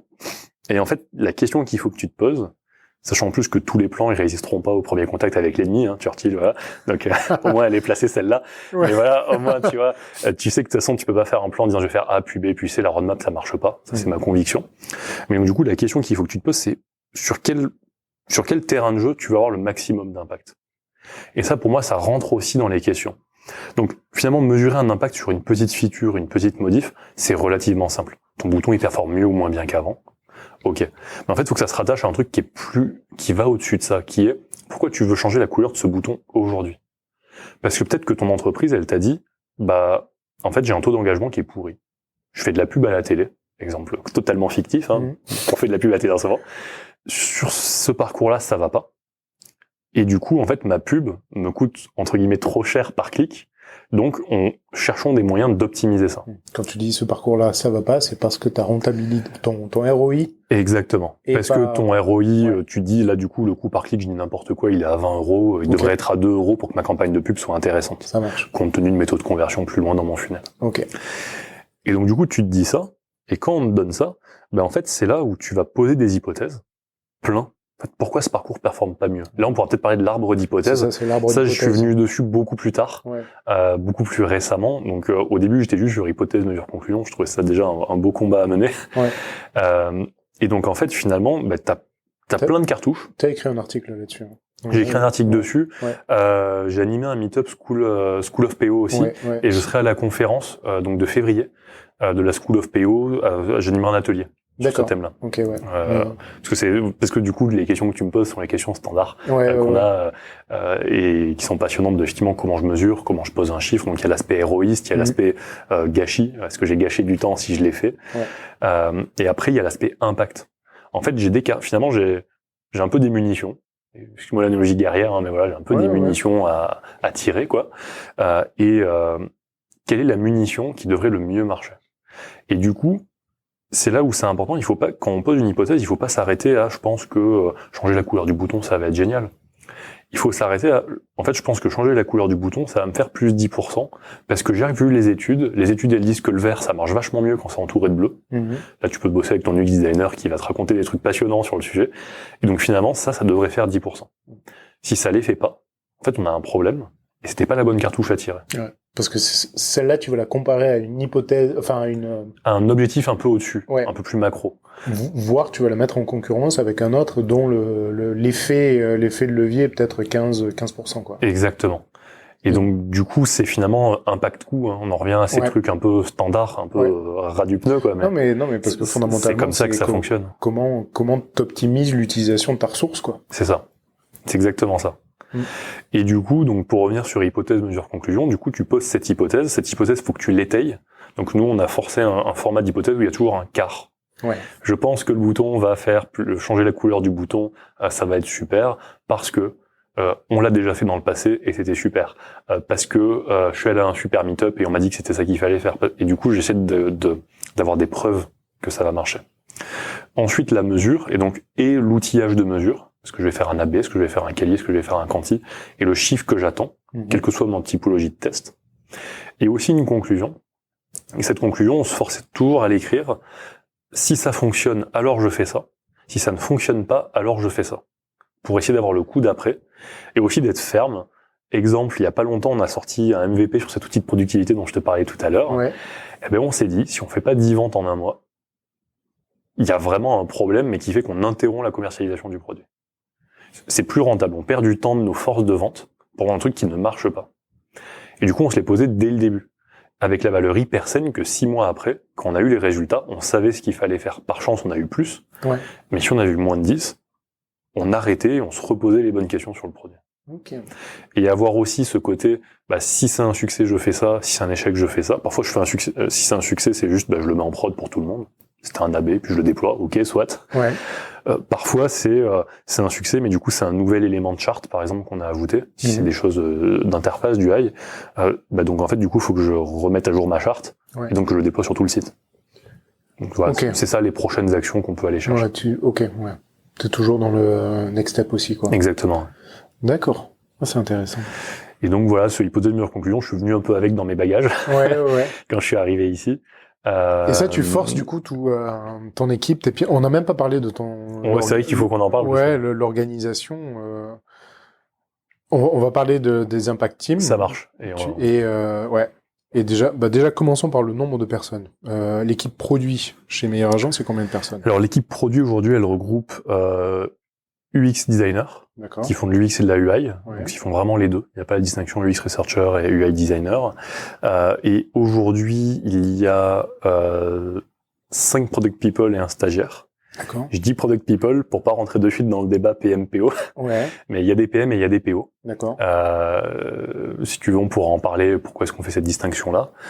Donc du coup, l'équipe elle est organisée comme ça aujourd'hui. Donc moi, je manage les PM-PO. De l'équipe, ce qui est, on va dire, une double casquette. Hein. C'est pas parce que je suis product manager que forcément je les manage, c'est pas ça. L'équipe, du coup, produit est vraiment en très très forte proximité avec l'équipe technique, puisque cette équipe ensuite est dispatchée donc en impact team, on pourra en parler après, mais en gros, si je résume, il y a des benches de 8 à 10 personnes, où j'ai un UX designer, un PO, un PM, et des développeurs. D'accord. Back-end et front-end. Ok. Voilà, donc ça c'est mon unité de production dans l'équipe web chez Meilleurs Agents. Mais ça c'est, C'est feature team, component team. C'est ça. Ça c'est un modèle standard qui est pas du tout. Okay. Ça c'est le standard avec le bon goût de c'est colocalisé. Justement, la colocalisation c'est un point important. Donc concrètement c'est quoi? C'est la localisation géographique. Tout à fait. Équipe tech et produit. C'est ça, et alors en étant tout à fait conscient que ça va un peu à contre-courant de tout ce qu'on dit sur le remote. Ouais. Le remote chez nous est pas interdit. J'ai besoin de récupérer un colis, j'ai besoin de quelque chose chez moi, évidemment, je peux passer ma demi-journée à la maison, ça y a pas de souci. Il s'avère que chez nous, ça c'est un peu un constat. On avait des anciens locaux où les benches étaient des benches de 4 et 4, tu vois, donc t'étais à 2 mètres des autres. Et ben là, comme ça marchait moins bien que depuis qu'on est sur des benches de 8. Bon, j'ai envie de te challenger sur qu'est-ce qui te permet de dire que ça marche mieux. Alors, le volume d'échange. Tu te poses sur un bench et tu vois les gens vraiment discuter. D'accord. Il y a autre chose aussi qui était passionnant, qui était qu'il y avait des développeurs qui prenaient des user stories et qui s'attendaient à ce que le contenu de la user story soit complet. Donc ne même pas avoir besoin de parler avec leur product owner, leur product manager, et donc du coup tracer. Ça c'est quelque chose qui n'arrive plus. Mais en fait, le product owner est au milieu du bench. D'accord. Donc en vrai, prendre ta user story et parler avec lui, c'est ouvrir Jira, lever la tête et lui dire t'as 2 minutes. Et en fait, du coup, c'est vraiment très fluide. D'accord. Versus un autre mode. Et pourtant, on a nos casques par moment, etc. Mais quand t'as ton casque et qu'en plus t'es pas à la même table, étonnamment, il y a une barrière supplémentaire qui s'ajoute et qui fait que du coup ton volume d'interaction est vraiment plus bas. D'accord. Et si je devais le traduire par un chiffre, on fait des mood meters, des mesures d'humeur pendant les rétrospectives au changement de locaux. Alors c'est pris dans plein de choses, mais sur le thème de la communication, il y a eu une augmentation. On a l'air de mieux communiquer. Alors après, est-ce que c'est l'euphorie de changer de locaux? Est-ce que c'est que la machine à café est vachement plus sympa? Je sais pas te le dire. Mais t'as quand même un métrique qui te permet de... Il y a quand même un truc qui permet de regarder la communication. La com. C'est pas juste je pense que... Non, j'ai essayé de le mesurer celui-là. Et ok, donc un des éléments différenciants, c'est la colocalisation. Oui. L'autre élément clé, Impact Team versus Feature Team. Tout à fait. En fait, nous, notre vision des Feature Teams, c'est que tu vas avoir une équipe qui va être dédiée donc à un périmètre fonctionnel. C'est un peu ce qu'on a quand on regarde Spotify, pour citer que, parce que voilà, ça parle à tout le monde. Donc composante plutôt composant technique. Je travaille sur tel stack ou telle brique technique. Feature Team, je travaille sur un périmètre fonctionnel. Pour moi, les feature teams ne résolvent pas deux problématiques. Il y a une problématique qui est si j'ai besoin de changer de feature régulièrement parce que j'ai trop peu de people dans mon entreprise pour traiter beaucoup de features. Par exemple, 10 ans d'ancienneté de fonctionnalité. Et que je veux pas couper B2B, B2C parce que je suis une plateforme et qu'il y a des moments où j'ai besoin de plus travailler le B2B que le B2C. Donc potentiellement, je vais mettre toutes mes forces dans une bataille. Du coup, les feature teams, finalement, figent un petit peu le périmètre d'une équipe et le rend un peu plus compliqué à bouger. Nous, avec 2 ou 3 équipes, impossible. Et l'autre chose que j'ai constaté, c'est que c'est pas parce qu'on est en feature team qu'on est sûr de travailler sur le bon sujet. C'est ça. Et c'est vraiment ça le cœur qui a fait qu'on a voulu autre chose. Donc travailler efficacement sur des mauvaises fonctionnalités. Exactement. Moi, pour l'histoire, tu me demandais un peu comment je me suis mis sur ces thématiques-là, comment je suis arrivé chez Meilleurs Agents. Quand j'ai commencé, j'ai fait du développement. Quand je suis arrivé chez Octo, je fais du dev. Puis je me suis dit, c'est quand même vachement intéressant, l'agile, j'aime beaucoup, etc. Je suis passé là-dessus. Et puis j'ai eu une prise de conscience mi-2013, fin 2013, de me dire, en fait, c'est super, j'améliore le time to market. En fait, on met plus vite des trucs pourris en production. C'est un peu dur et c'est pas 100% des cas, mais en fait... Tu peux être complètement en mode... Tu peux faire ça. Et c'est super intéressant. Et alors, c'est un biais parce que dans l'agile, il y a le client au centre des attentions, il y a le besoin. Théoriquement, ça y est. Mais en fait, l'agile n'outille pas. Scrum n'outille pas. Là où le product manager, avec ses outils comme le Lean Startup, les tests, des choses qui viennent de l'UX, en fait, il y a une boîte à outils plus large, je trouve, qui t'outille pour mieux mettre l'utilisateur au centre de tes réflexions. Et c'est à ce moment-là que je me suis intéressé à ce sujet-là et que j'ai un peu basculé. D'accord. Et du coup, c'était un peu pareil chez Meilleurs Agents, où finalement, on s'est dit, donc moi j'ai eu de la chance, on avait une roadmap annuelle quand je suis arrivé. J'ai eu de la chance, on avait une roadmap annuelle qu'on a explosé au bout de 3 mois. La roadmap était, on n'était plus dans les clous du tout, pour plein de bonnes raisons. C'est pas qu'il y a des gens qui étaient sur Facebook toute la journée, c'est juste que c'est du code. Le code c'est pas une chaîne de production, c'est pas des capsules Coca-Cola, c'est un peu moins prédictible et donc du coup il y a des mauvaises surprises parfois. Donc voilà. Et du coup j'ai eu de la chance en fait pendant l'été, on m'a dit est-ce que tu peux réfléchir à une autre façon de faire cette roadmap? Et à l'époque, j'ai pas parlé d'OKR, etc. Je leur ai dit, j'aimerais qu'on fasse une roadmap pilotée par des impacts.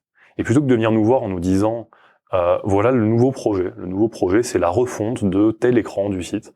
De nous dire, voilà, en fait, on veut conquérir plus de vendeurs. Et du coup, voilà le chiffre aujourd'hui, voilà le chiffre qu'on veut atteindre. C'est pour la stratégie de la boîte. Allez-y, les mecs. C'est ça qu'on voulait faire. Tu challenges les chiffres qui te sont donnés sur les objectifs ou pas? Alors, au début, non. Honnêtement, on les a pas challengés. Il y a une grosse question qui se pose quand tu passes à ce mode-là, c'est est-ce que tu mets des chiffres inspirationnels pour donner envie aux gens de s'arracher tout en sachant qu'ils ne l'atteindront pas, ou est-ce que tu donnes des chiffres réalistes? Les deux ont des avantages et des inconvénients. Inspirationnel, c'est proche des OKR. Inspirationnel, c'est très proche des OKR, avec l'inconvénient que tu l'atteins jamais, rarement. Et du coup, un peu frustration, tu dis mais pourquoi je travaille là-dessus, du coup t'as l'impression de faire des tout petits pas de fourmis au lieu de faire des grands trucs, donc ça voilà. Ou est-ce que c'est des chiffres vraiment de la strate de la boîte, du genre j'ai fait tourner les simulations financières et si on n'est pas à plus de 20%, on a un problème, on paye pas les locaux. Des trucs plus, j'exagère, c'est pas ce qui va nous arriver, je rassure tout le monde. Mais quand je dis des trucs tu beaucoup dis plus pas terre à terre. 10% à quoi ça correspond, quoi. Voilà, c'est ça. C'est exactement ça. Ok. Et donc. Shift, shift hyper intéressant, effectivement, de se dire impact. Alors, Shift aussi, et ce qui est bien, c'est qu'il y avait l'alignement des astres on a progressé sur les méthodes de product management. Donc maintenant, on nous donne un sujet à traiter, on le traite, on le déroulera bien, on mettra les bons outils, on va minimiser le risque. Il y a des devs qui s'intéressent à ces pratiques. donc qui sont embarqués avec nous dans ces phases-là et qui s'intéressent du coup aux thématiques produits, et donc du coup qui commencent à se poser des questions et qui veulent participer et dire ah ben ouais mais moi je pense que telle feature faut la faire comme ça, etc. Donc qui veulent venir avec nous. Time to market réglé. Il y a plus vraiment de goût d'étranglement chez nous. Il y a juste un problème il y a trop de sujets qui arrivent en entrée et notre tuyau pour faire est trop petit.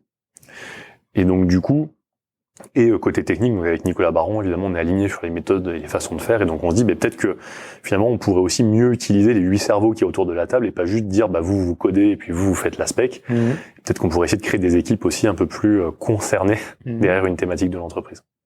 Donc à ce moment-là, on parle d'impact, pour la première fois d'impact team, du coup. Enfin, à l'époque, on n'avait pas impact team comme terme, on parlait d'impact, de roadmap piloté par l'impact. D'accord. Évidemment, c'est un changement qui est long. Pour être tout à fait honnête, et c'est ce qu'on racontait à la LPC en juin, il y a des forces de rappel dans l'entreprise, c'est moins confortable d'être en impact que d'être en projet. C'est beaucoup plus confortable de dire aux gens, tiens, tu fais ça, t'es sûr qu'ils vont le faire, que de leur dire, vas-y, tu bouges ça. Il peut y avoir un côté un peu hippie, les mecs, ils vont se mettre dans leur salle, ils vont faire n'importe quoi, on sait pas ce qu'ils font, on perd la maîtrise. Donc du coup, il y a une gestion du changement qui est à faire, qui passe par des succès, en fait, qui passe par montrer qu'on a atteint les objectifs qu'on devait atteindre, parfois avec des idées qui n'ont rien à voir avec l'idée de base qu'il y avait, et donc du coup montrer que l'intelligence finalement de ce groupe a été très puissant. Avec la solution imaginée au départ. En fait. Exactement. Okay, et après, nous, on a aussi fait des erreurs dans l'implémentation. Ça, on en parle. Je vais pas faire tout le déballage parce que ça dure un peu. Non, mais juste un exemple d'erreur que vous avez commise qui te paraît importante. L'erreur primordiale qu'on a commise, moi, je crois beaucoup à la théorie du balancier. Je sais pas si ou du pendule, tu vois le pendule qui se balance. En fait, tu passes souvent d'un extrême à l'autre. Et du coup, tu as un peu du mal à te stabiliser au milieu, qui serait peut-être ta position optimale, ton point d'équilibre. Et donc, on est passé d'une roadmap projet, où on nous disait, en fait, tu sais quoi, tu vas démarrer le 3 février, et puis le 19 avril, c'est fini. T'as même pas cadré techniquement la solution, donc c'est impossible que ça tienne. On a voulu passer à cette façon de faire des impacts, et du coup, on a voulu s'émanciper. On a un peu dit aux gens autour de nous qui avant faisaient la roadmap, file-moi le chiffre et j'ai plus trop envie de t'écouter. Tes idées, elles sont sympas, mais je vais trouver les miennes. Erreur gigantesque en termes de maturité. Enfin, c'est pas sain d'exclure des gens d'un groupe de travail, ça c'est le premier truc. Le second erreur, du coup, ils donnent un objectif, on se revoit 3 mois après, pendant 3 mois, ils ne savent pas ce qui se passe. Le néant absolu. Ça doit être un stress total. Le flip absolu. Donc des forces de rappel colossales à base de gens qui débarquent sur le plateau. Vous faites quoi en ce moment? Enfin, donc des tensions inutiles qui auraient pu être déminées hyper facilement. Et donc du coup, on est revenu de ça. Donc c'est pour ça que quand je dis le pendule, c'est le côté, tu vois, on était d'un extrême, on est vraiment passé à l'autre extrême, alors qu'il y avait une position plus intermédiaire qui est beaucoup plus saine dans laquelle on est aujourd'hui. Donc évidemment, on peut pas empêcher les gens de réfléchir à des idées de solutions quand ils parlent d'impact. Donc on les collecte aussi. Donc on sort de meetings où on a ces idées de solutions et les impacts sur lesquels l'équipe va bosser. Ces solutions, elles vont être scorées au même titre que les autres. On utilise le RISE d'Intercom. Ah, vous l'utilisez encore? On l'utilise encore, ouais. Ok, parce que il me semblait que vous étiez revenu dessus. En fait, il y a parfois Reach et Impact, on les merge. D'accord. Dans une autre métrique. Ça dépend des pages, des fois l'engagement, des fois d'autres choses, mais en tout cas, on l'utilise encore. Et du coup, en fait, on va les scorer au même titre que les autres. Et par contre, toutes les 6 semaines, on fait un comité de pilotage produit, où l'équipe produit, et en invitant les équipes de développement aussi à venir, quelque part rend des comptes, mais pas au sens péjoratif, sur son travail des 6 dernières semaines auprès du comité de direction qui a fixé l'impact. D'accord. Avec pour objectif et de donner de la visibilité, et aussi de pouvoir communiquer à un moment donné. Il y a des fois, en fait, l'objectif, on l'atteint pas, on n'a plus d'idée. Ça sert à rien d'attendre 1 mois ou 6 mois la fin de la période qu'on s'était donnée. Autant le dire maintenant et aller bosser sur autre chose. Okay. Et donc, du coup, ça permet de faire un petit point d'étape en disant, voilà, on a fait ces choses-là, ça marche pas très bien, ou ça marche super bien, du coup, on l'a déjà atteint. Donc, est-ce qu'on continue, on a d'autres idées, ou est-ce qu'on arrête parce qu'on l'a atteint? Et du coup, ça permet, en fait, de créer cet échange-là. Ça, on l'a piqué à Netflix. J'avais vu ça dans le VP produit de Netflix qui parlait de meetings comme ça, de pilotage d'équipe produit. Et en fait, ça marche hyper bien. Et toutes les 6 semaines, à un rythme bien, parce que c'est suffisamment long pour faire des trucs, et suffisamment court pour qu'on n'ait pas oublié ce qu'on avait dit qu'on ferait. Ouais, c'est ça. Donc t'as pas la demi-heure de rappel alors pour info, le plan c'était ça, donc on en est là. Ok, c'est intéressant. C'est hyper intéressant. Je vois que tu as et vous avez beaucoup réfléchi vraiment à la façon de faire, hein, plus que dans l'exécution à proprement parler. Oui. Tu as réglé la question de l'exécution et c'est vraiment plus... Là, aujourd'hui, pour toi, ton scope en tant que lead product manager, pour revenir un peu plus à toi, quand tu es arrivé, tu étais product manager, tout à fait. Tu es passé lead. Quelle différence tu notes entre les deux jobs? En fait, il y a deux choses pour moi. Il y a une première qui est la partie managériale du job, et il y a du management au sens un peu traditionnel du terme, les entretiens de fin d'année. Nous, on fait des one-on-one, donc des meetings toutes les semaines. J'imagine que plein de gens qui t'écoutent le font aussi. Et aussi du coaching. Donc en fait, une grosse partie de mon boulot aujourd'hui, c'est finalement de moins faire moi-même et d'aider les autres à faire et à monter en compétences. Et ça, c'est un peu le pari qu'on a fait. On a recruté des juniors, des gens qui sortaient d'école. Donc, on a Nicolas et Laure, qui commencent à si vous allez sur Medium de meilleurs agents, ils commencent aussi eux, à publier des articles, etc. Donc, moi, j'adore voir ça. Cette émulation qui se produit. Et en fait, on a pris des juniors sortis d'école et on s'est dit, le deal, en fait, on pense que tu vas être complètement capable de monter sur le job. On va te former. Et du coup, une partie de mon job, ça a été avec Julien de créer un track Product Owner, Product Manager chez Meilleurs Agents, avec des compétences attendues, un peu par niveau, et de me mettre à disposition pour les aider à acquérir ces compétences. Ah, c'est top. Et du coup, il y a vraiment un enjeu de formation, et c'est vraiment le deal qu'on a avec eux. Donc, je m'attends à ce que le jour qu'ils apprennent plus rien, un jour, ils nous diront salut. Enfin, si un jour ça arrive, le moment où ils apprennent plus rien, potentiellement, on aura fini le deal avec eux. Mais on a vraiment cet enjeu-là.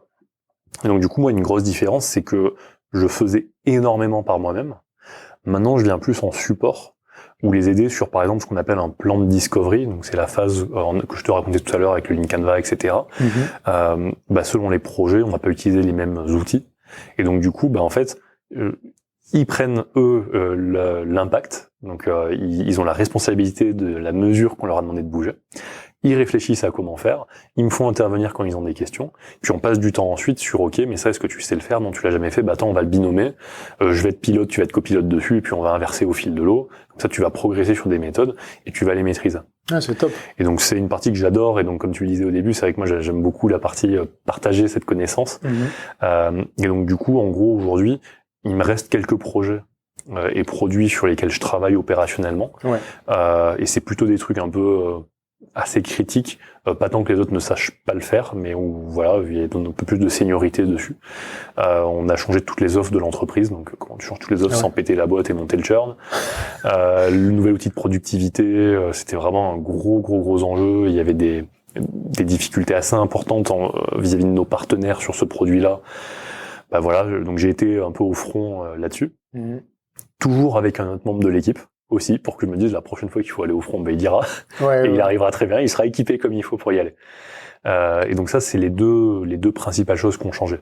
C'est le côté managérial un peu pur et dur, que j'avais déjà chez Octo, donc que je connais, et le côté formation que je retrouve, que je faisais aussi par ailleurs, soit avec des clients chez Octo, soit via les cours que je donne, mais du coup sur de l'interne et sur des cas concrets, donc c'est aussi assez passionnant. D'accord.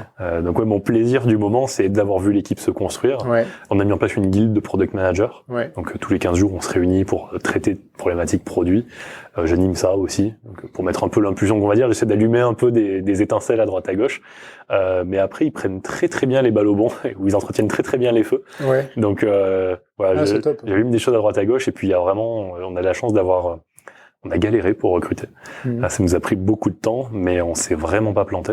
Parce que j'allais te demander justement quelles sont les qualités humaines que toi tu recherches dans des profils PO, PM. En fait, il y a beaucoup de choses qu'on regarde, mais la principale chose moi qui me rassure chez quelqu'un, c'est un côté humble. Je suis hyper rassuré quand je vais travailler avec quelqu'un qui sait me dire quand il sait pas faire. Et c'est un peu mon angoisse, au contraire, d'avoir quelqu'un dans mon équipe un jour qui va exploser en plein vol, parce que du coup, il dit pas quand il sait pas faire, mais on est très exigeant. Je m'en rends compte, on est très exigeant, et donc du coup, tu peux lui mettre une pression forte. Et en fait, il arrivera pas à délivrer parce qu'il sait pas faire. Et ça, c'est un peu une inquiétude. Donc après, évidemment, on cherche des têtes bien faites, des gens qui comprennent vite, des bonnes capacités de communication. Ça, c'est hyper important parce que on est aussi les gens qui disent non dans l'entreprise. C'est aussi notre service qui dit non, souvent beaucoup. très très très souvent. Et donc du coup, ça s'apprend de dire non, c'est pas simple. Ouais. Et donc du coup, faut aussi savoir y mettre les formes, savoir faire la communication. Donc voilà. Donc dans les, on va dire les traits de caractère, je dirais qu'il y a vraiment l'humilité. Il y a vraiment, c'est un des traits de meilleurs agents, la quête de l'excellence, des gens qui ont envie de se dépasser. Quand je te dis, ils prennent les balles au bon, tu leur parles d'un livre, le lendemain ils l'ont sur leur bureau. Enfin, c'est vraiment cette ambiance-là de travail, ça, moi, qui me stimule, et j'adore avoir des gens comme ça autour. Et évidemment après grande capacité d'adaptabilité et de toucher à plein de sujets, mais ça j'ai envie de dire c'est un peu la feuille standard du PO. On pourra parler si tu veux du core framework, c'est un truc qu'on met en place nous pour suivre un peu la montée en compétences. Si on a le temps, mais plus tard. Si, mais je voulais te demander d'ailleurs le plan de carrière, est-ce que tu peux me dire non, est-ce que c'est quelque chose que vous pouvez potentiellement partager avec d'autres boîtes en externe, en lien, complètement. Ouais. Sachant qu'on le retravaille en ce moment. En fait, on avait pris au début un axe qui était Discovery Delivery. Ouais. On s'est dit, bon, il y a les soft skills, appelons-les comme ça, voilà, qui sont toujours très durs à évaluer.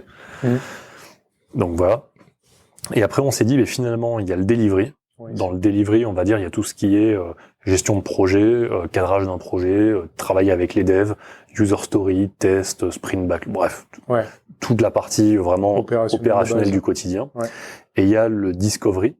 Et le discovery étant tout ce dont on a parlé tout à l'heure, avec l'Union Canva, compréhension des utilisateurs, etc. Plus en amont, plus de réflexion, et qui te permet de savoir pas seulement comment tu vas, mais pourquoi tu vas, quoi. C'est ça.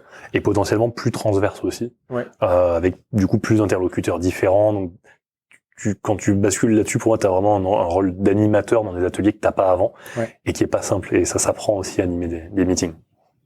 Et donc du coup, on avait basé ça là-dessus. Et donc nous, ce qu'on a dit, c'est les gens qu'on recrute. Notre urgence, c'était d'avoir des gens qui savent faire avancer des sprints. On avait, en fait, côté tech, ils ont bien recruté. Et du coup, on avait un peu une pénurie. On s'est retrouvé à mal faire la partie de discovery parce qu'il fallait alimenter quasiment besoin de. En fait, on mettait tout sur le delivery. Et on faisait plus de discovery parce qu'il fallait alimenter les sprints. Un peu la pression de la page blanche, comme s'ils allaient s'ennuyer si on n'était pas là. Comme s'il n'y avait pas de technique, de choses. Mais bon. Vous nous entendez, les devs là? on sait qu'ils s'ennuient si on n'est pas là. Et donc du coup, on a ça. Donc on s'est dit en fait, ce qu'on veut, c'est recruter des PO. Et moi, j'ai aussi cette conviction. Là, pour le coup, c'est vraiment de l'ordre de la conviction. Je pense qu'il faut vraiment bien savoir faire le job avec les devs et bien savoir amener une fonctionnalité jusqu'à la prod avant de pouvoir commencer à prétendre pouvoir réfléchir à vraiment la conception profonde du pourquoi de cette fonctionnalité. Je sais que dans plein de boîtes, il y a deux jobs différents. Dans les boîtes, on prend Intercom, qui sont souvent cités, ils sont très en avance sur Product Management, ils parlent beaucoup. Ils ont une équipe de user researcher, d'un côté, qui est complètement décorrélée des mecs du quotidien. C'est pas le modèle auquel je crois plutôt à des full stack product owners, qui font les deux, et qui vont vraiment être en maîtrise du début à la fin de la chaîne sur leurs produits. Ok. Il y a pas mal de boîtes qui fonctionnent avec des user researchers qui alimentent. Tout à fait, Bon, voilà. Après, c'est une vision, c'est quasiment de la conviction. Ouais, je pense que c'est, mes deux grains de sel là-dedans, c'est plus peut-être la spécialisation du travail en fonction de la taille des équipes. Et enfin, tu vois. Tout à fait. Mais c'est vrai que mon rêve, ça serait de réussir à avoir plutôt des équipes qui, en fait, plutôt que ton unité de production reste plus petite, et donc que t'es pas spécialisé, et que t'es plutôt plus d'unités de production, mais qui sachent faire toute la chaîne. Je suis assez, en ce moment, je suis assez fan de ça aussi. Et je pense que c'est ce qui permet à une organisation, du coup, d'être plus souple. Je vais pas dire agile parce que c'est pas ça, mais d'être plus souple et réactive. Parce que ces unités de production peuvent vite chacune réagir et se réapproprier les nouveaux sujets. Mais voilà, bon. C'est intéressant. Du coup, si on revient sur le parcours dont on parlait, du coup, donc nous, on a décidé que c'était des product owners juniors qu'on recrutait. Donc, ils arrivent. Notre garantie, c'est on va vous former au product ownership. Donc la partie vraiment delivery, sans forcément faire la partie cadrage de projet, etc. Vraiment d'abord delivery. Ensuite, on va passer product owner senior. Donc là, on va faire plus de delivery, de cadrage, pardon, et commencer à accompagner sur du discovery, en vue de devenir product manager. Ce qui veut pas dire qu'au fur et à mesure, ça s'empile. Tu n'abandonnes pas tes prérogatives d'avant. Mais en gros, un product manager, aujourd'hui, moi, par exemple, il y a Laure, qui est la dernière qu'on a recrutée, je binôme avec elle au quotidien. Donc, pour qu'elle monte en compétence là-dessus. Donc, je suis assis à côté d'elle.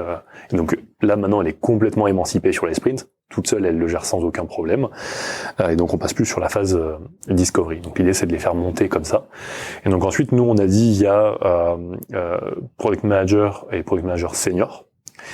et on a séparé la partie management.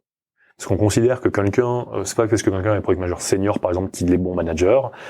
C'est pas ça le plan de carrière ultime. Tout à fait. Et donc, du coup, voilà, on a séparé les deux. Donc moi, j'ai un rôle un peu qui est taillé sur mesure pour moi, parce qu'on l'a créé, ça n'existait pas, et puis voilà, on s'est dit, ça sera lead product manager. Parce que moi, j'ai aimé le côté leadership. Et c'est vraiment ce que j'essaie de faire avec l'équipe, c'est les aider, mais leur donner les armes pour que ce soit eux qui fassent. Mais ouais, donc voilà le parcours. On va juste le modifier parce que Discovery et Delivery, en fait, c'est un peu trop segmentant. La réalité, c'est que Laure, je la cite parce que c'est le cas parfait. Laure est un profil qui est déjà en fait talentueux sur pas mal d'éléments du Discovery. D'accord. Elle sait parfaitement faire des benchmarks, elle sait parfaitement faire des tests utilisateurs. Donc en fait, donc du coup, elle coche déjà des cases. Après, ça n'empêche pas que nous, là où on l'attend, c'est pas là.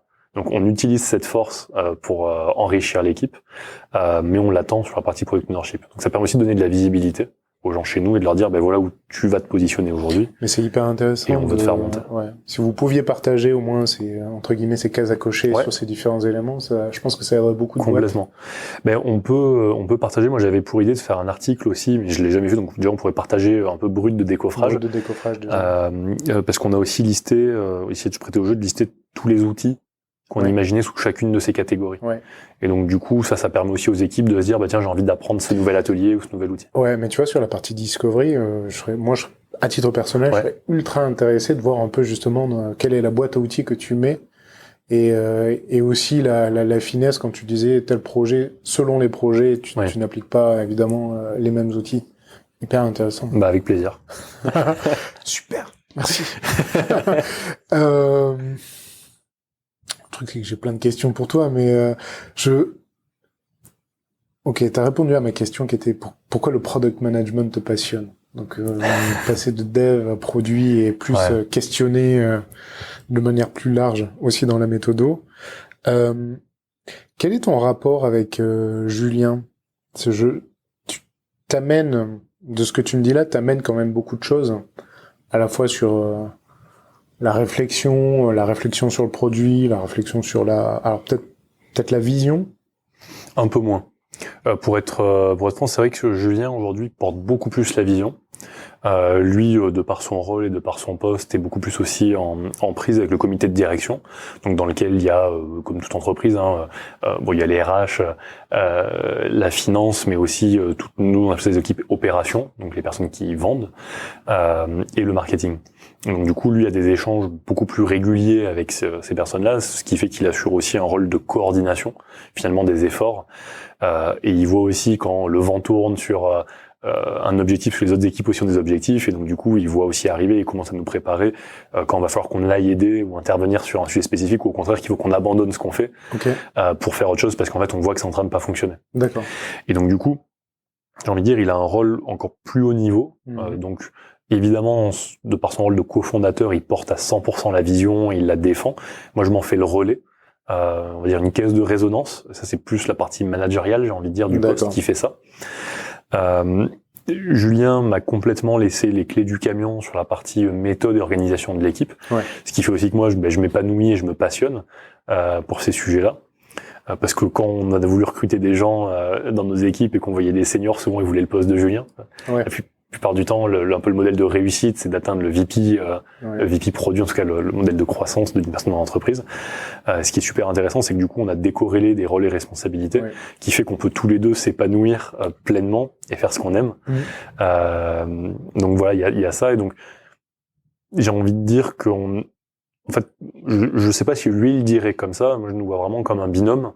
Peut-être un bras droit, mais c'est maladroit de le dire comme ça. Mais en tout cas, un relais, ça c'est sûr. Tu vois, c'est une complémentarité, plus qu'on dit un bras droit, ça a un côté un peu hiérarchique ou exécution, parfois. Non, mais vous couvrez, de ce que j'entends, vous couvrez des territoires qui sont quand même complètement distincts. C'est ça, et du coup, ça nous permet de couvrir 100% du spectre, et aussi avec des enjeux. Quand on fait du changement, forcément, il y a des frictions par endroit, et donc Julien, de par son rôle, de par ses responsabilités, de par sa place dans l'entreprise, peut aussi faire lever ces frictions très facilement. Donc c'est là aussi où le sens binôme prend vraiment son sens.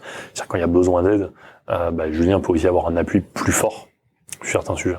Oui, c'est ça, c'est un élément 10 ans après, 10 ans d'existence, d'avoir encore un cofondateur qui est à la tête du produit, oui, c'est très très rare. complètement. Et donc, pour le coup, c'est positif, valorisant. Tout à fait. Ça aide, je pense, dans les situations délicates dont tu parles Tout là. à fait. Parce qu'effectivement, généralement, c'est la fonction qui est déléguée du coup à un VP. Donc, Ouais. Je sais pas qui. Et c'est vrai que du coup, il y a un équilibre des forces qui est assez passionnant chez nous, parce que Julien remplit très très bien ce rôle-là. Il peut y avoir parfois un bras de fer un peu équipe commerciale, équipe produit, parce que des fois on va être sur des enjeux un peu plus long terme, mais eux à la fin du mois il y a le chiffre à faire, et Oui, donc bien sûr. il y a toute cette tension-là, j'imagine, dans beaucoup d'entreprises. Et Julien, aussi de par les années qu'il a fait ici, mais il joue très très bien ce rôle-là, de nous protéger de revirements de situation de fin de mois hyper hardcore qu'on pourrait avoir, de vite, faut faire telle feature parce que sinon machin il signe pas. Quelqu'un qui vient hurler dans le bureau, qu'est-ce que vous foutez, faites-moi cette feature.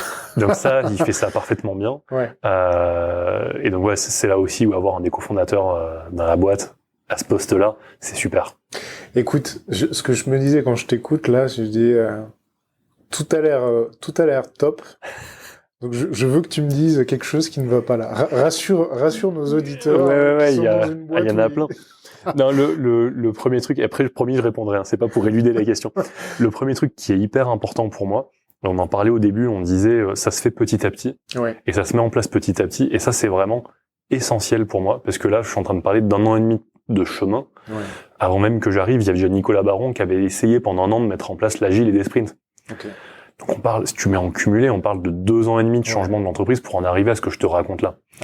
Il y a 1 an, il n'y avait pas de PO, PM track ou quoi que ce soit. Enfin voilà, tous ces éléments-là, on s'outille au fur et à mesure, et on s'outille vraiment pour répondre à des besoins et des manques. Et c'est intéressant, c'est un peu le méta product management appliqué à nous-mêmes. Et je pense que la majorité des choses qui émergent de positif dans l'entreprise et qui font qu'on est là aujourd'hui, c'est 2 éléments. Le premier, c'est la recherche d'amélioration continue. Ça passe par les rétrospectives de sprint, mais ça passe aussi par des rétrospectives d'équipes plus larges, des rétrospectives de projets, etc. Et le fait qu'on se dise sincèrement les choses. Je suis assez passionné par Radical Candor. Je trouve ça génial comme concept, et je pense que c'est une des parties du product management que j'adore aussi, ce côté communication. On n'y est pas. Pour être tout à fait honnête avec toi, aujourd'hui, je pense qu'il y a des gens à qui je ferai un feedback dans l'entreprise, peut-être que je les ferai fondre en larmes, parce que c'est pas le mode de communication standard, et du coup, peut-être que je serai trop brusque, d'être trop candide, mais trop, du coup, un peu, je lâche trop l'info, brut de décoffrage. Mais du coup, le fait de pouvoir se dire les choses, fait qu'on en est là. Tu vois, avec Julien, il y a des fois, on n'est pas d'accord. En fait, je lui dis, je suis pas d'accord avec toi, et genre, on a une super discussion, et on en sort grandi tous les deux. Vous actez le fait que vous n'êtes pas d'accord. Et en plus, personne ne plie. Il n'y a pas un sentiment de, à la fin, c'était un bras de fer et j'ai gagné ou t'as perdu. Vraiment, on en sort enrichi. Et donc, je pense que c'est ça qui nous permet d'en être là aujourd'hui. Donc, pour les gens qui nous écoutent, si vraiment il y a une chose à faire, c'est cette amélioration continue. C'est surtout pas prendre des concepts, et surtout pas se dire, un pack team, c'est sympa, tiens, je vais le faire. Surtout pas. C'est de se poser la question, mais finalement, est-ce que les feature teams c'est la bonne idée, est-ce que c'est les componentes, est-ce que ça marche bien, qu'est-ce qui marche pas, et donc de faire tout ça. Faire ce travail, s'appliquer à soi-même le travail qu'on fait pour nos produits. Exactement. Un truc il y a 2 choses qui fonctionnent pas bien, sur lesquelles on travaille. La première, on a eu des départs du UX designer. Donc Romain, dont j'ai parlé plusieurs fois, est parti là en octobre. Pour moi c'est dommage parce que Romain est vraiment l'incarnation de toutes les méthodes dont je t'ai parlé côté UX. Le binôme idéal d'un product manager. Et on n'a pas réussi à le garder dans l'entreprise. Et là, tu peux te dire, mais pourquoi est-ce qu'on n'a pas réussi à le garder dans l'entreprise?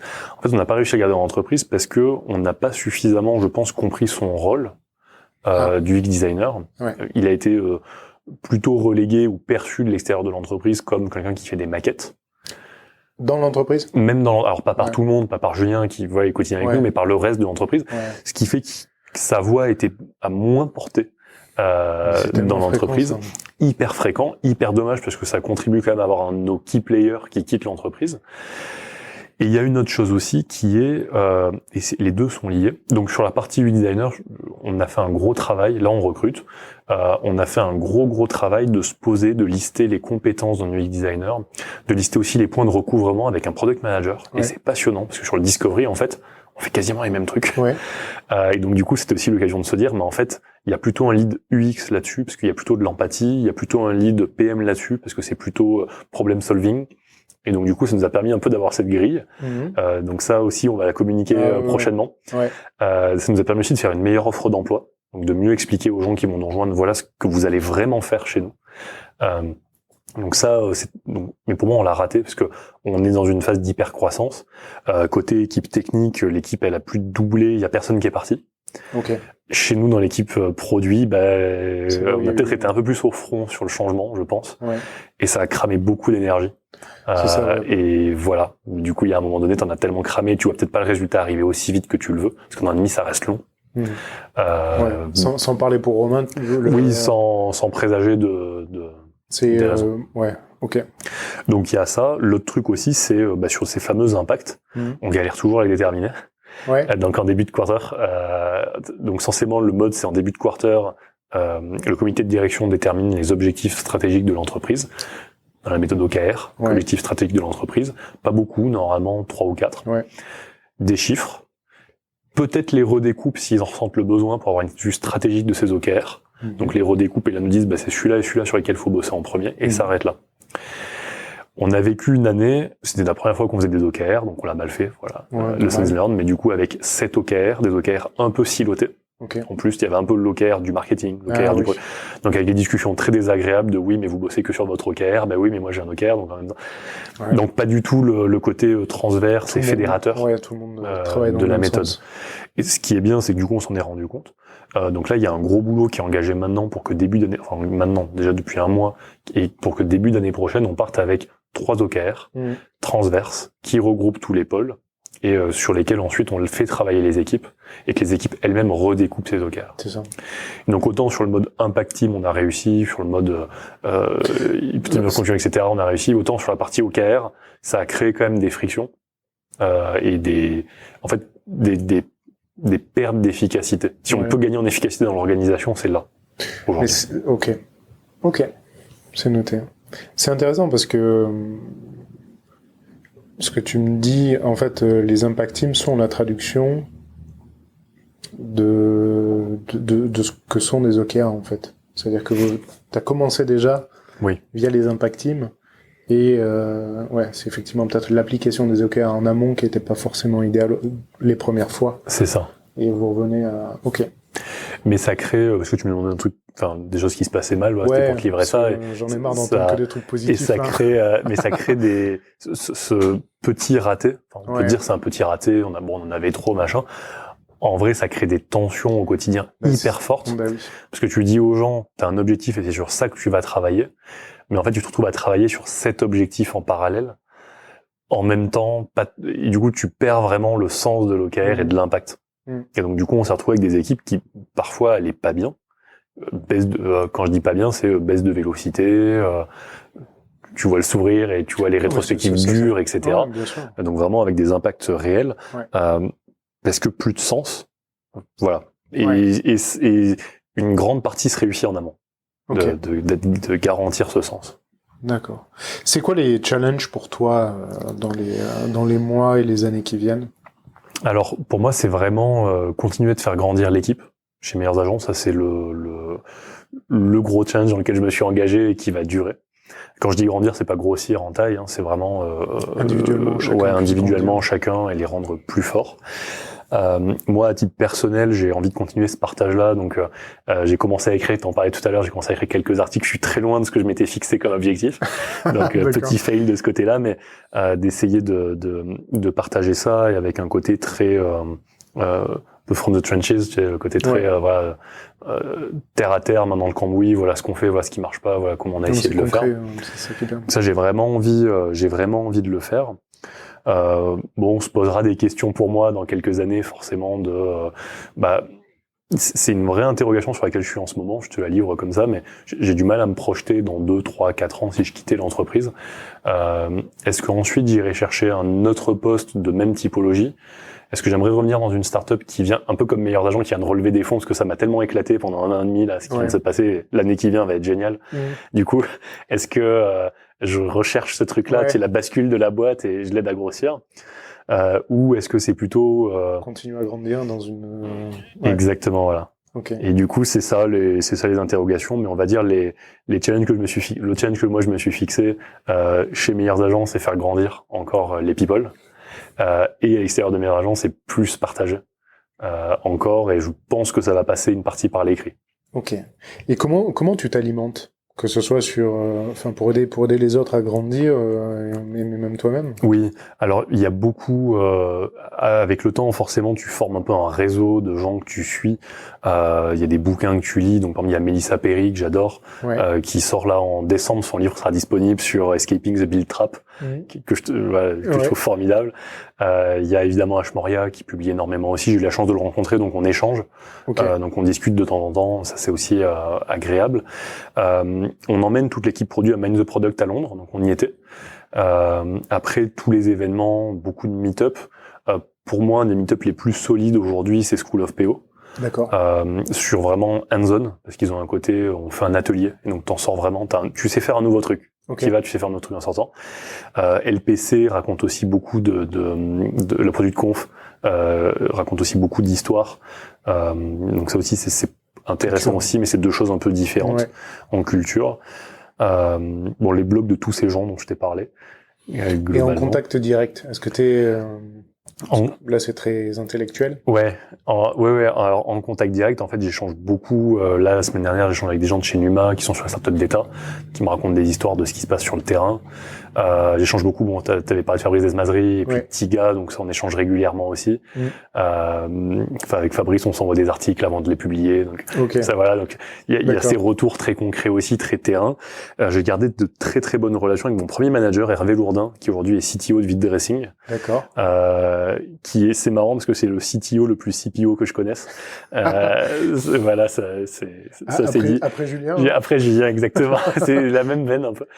Mais du coup, Hervé est quelqu'un de très très très solide sur la partie méthode, et justement c'est lui qui m'a appris ce côté ok, il y a la méthode, mais il y a aussi l'application de cette méthode, et c'est pas pareil. Et du coup, fais gaffe, prends pas la méthode telle quelle. Et du coup, j'échange encore beaucoup avec lui, il me raconte des histoires passionnantes. Donc on va dire, il y a ce réseau-là. Un réseau solide de gens qui t'alimentent. Ouais. D'accord. Je pense qu'on arrive au terme. Est-ce qu'il y a des choses que j'ai pas évoquées, que tu... Moi, j'ai toujours ma question de fin, qui est est-ce que tu as un tic ou une habitude un peu inhabituelle que tu étrange, absurde, dont tu as conscience, ou que les gens autour de toi ont remarqué, te font remarquer? Il y a mon jeu, on dit pas je pense que, mais je mesure que, qui a vraiment fait marrer tout le monde pendant super longtemps. Avec un bot Slack. Les mecs sont allés faire un bot Slack. Incroyable. Après, ils me disent, on n'a pas livré dans les temps. Non, je rigole, hein, c'est mon côté chef de projet. Je blague. Non, mais, mais du coup, je pense que ça, c'est un de mes plus gros tics. Après, je démarre tous mes autres en demandant comment ça va aujourd'hui. Donc, ils se démarrent pas, que les mecs s'assoient. Je peux attendre, ils commencent pas à parler avant qu'ils disent comment ça va aujourd'hui. Et quand je dis autre chose, ils me disent tu m'as pas demandé comment j'allais. Okay. Donc ça, mais ce qu'ils savent pas, c'est que c'est une façon de vraiment mesurer leur humeur au fil du temps. C'est un truc qui est dans l'outil du manager. C'est un podcast passionnant si vous voulez podcast sur le management. Et en fait, il dit commencez toujours par la même question. Ça permet en fait d'avoir une espèce d'échelle de l'humeur de la personne en face et de sentir si sa réponse change ou s'il y a une petite hésitation ou un truc, tu vas le percevoir parce qu'à force d'avoir la même réponse, tu deviens un super détecteur, pas de mensonge mais d'anomalie. Donc du coup, bon, maintenant ils le sauront. S'ils écoutent jusqu'à ce stade, on verra s'ils ont écouté jusqu'au bout avant le prochain autre. C'est top. Okay. Bon, merci beaucoup. Voilà, avec plaisir. Merci de m'avoir invité. Voilà, c'est tout pour la French Touch. Alors, avant de vous quitter, quelques petites choses. D'abord, encore merci à notre invité pour son temps et pour son retour d'expérience. Comme d'habitude, vous pouvez retrouver toutes les références, les outils, les personnes qui sont citées dans l'épisode. Pour cela, il vous suffit d'aller directement sur le descriptif du podcast, sur l'appli de votre choix, vous cliquez dessus et vous serez redirigé directement sur le site lafrenchtouch.fm. Si vous souhaitez me contacter pour me poser des questions, pour me proposer de nouveaux invités ou juste me faire un feedback, vous pouvez le faire directement sur Twitter. Le pseudo pseudo, c'est @lafrenchtouchfm, tout attaché. Alors je veux prendre un peu de temps aussi pour vraiment vous remercier d'avoir écouté jusqu'ici d'abord. J'espère surtout que l'épisode vous a plu. Et si c'est le cas, n'oubliez pas, vous pouvez me le dire en mettant un petit commentaire ou une note 5 étoiles sur iTunes de préférence. Ça me motive beaucoup et surtout ça aide à faire connaître le podcast. Voilà, merci pour tout et à très vite pour un nouvel épisode de La French Touch. Voilà, c'est tout pour la French Touch. Alors avant de vous quitter, quelques petites choses. D'abord, encore merci à notre invité pour son temps et pour son retour d'expérience. Comme d'habitude, vous pouvez retrouver toutes les références, les outils, les personnes qui sont citées dans l'épisode. Pour cela, il vous suffit d'aller directement sur le descriptif du podcast, sur l'appli de votre choix, vous cliquez dessus et vous serez redirigé directement sur le site lafrenchtouch.fm. Si vous souhaitez me contacter pour me poser des questions, pour me proposer de nouveaux invités ou juste me faire un feedback, vous pouvez le faire directement sur Twitter. Le pseudo, c'est @lafrenchtouchfm, tout attaché. Alors je veux prendre un peu de temps aussi pour vraiment vous remercier d'avoir écouté jusqu'ici d'abord. J'espère surtout que l'épisode vous a plu. Et si c'est le cas, n'oubliez pas, vous pouvez me le dire en mettant un petit commentaire ou une note 5 étoiles sur iTunes de préférence. Ça me motive beaucoup et surtout ça aide à faire connaître le podcast. Voilà, merci pour tout et à très vite pour un nouvel épisode de La French Touch.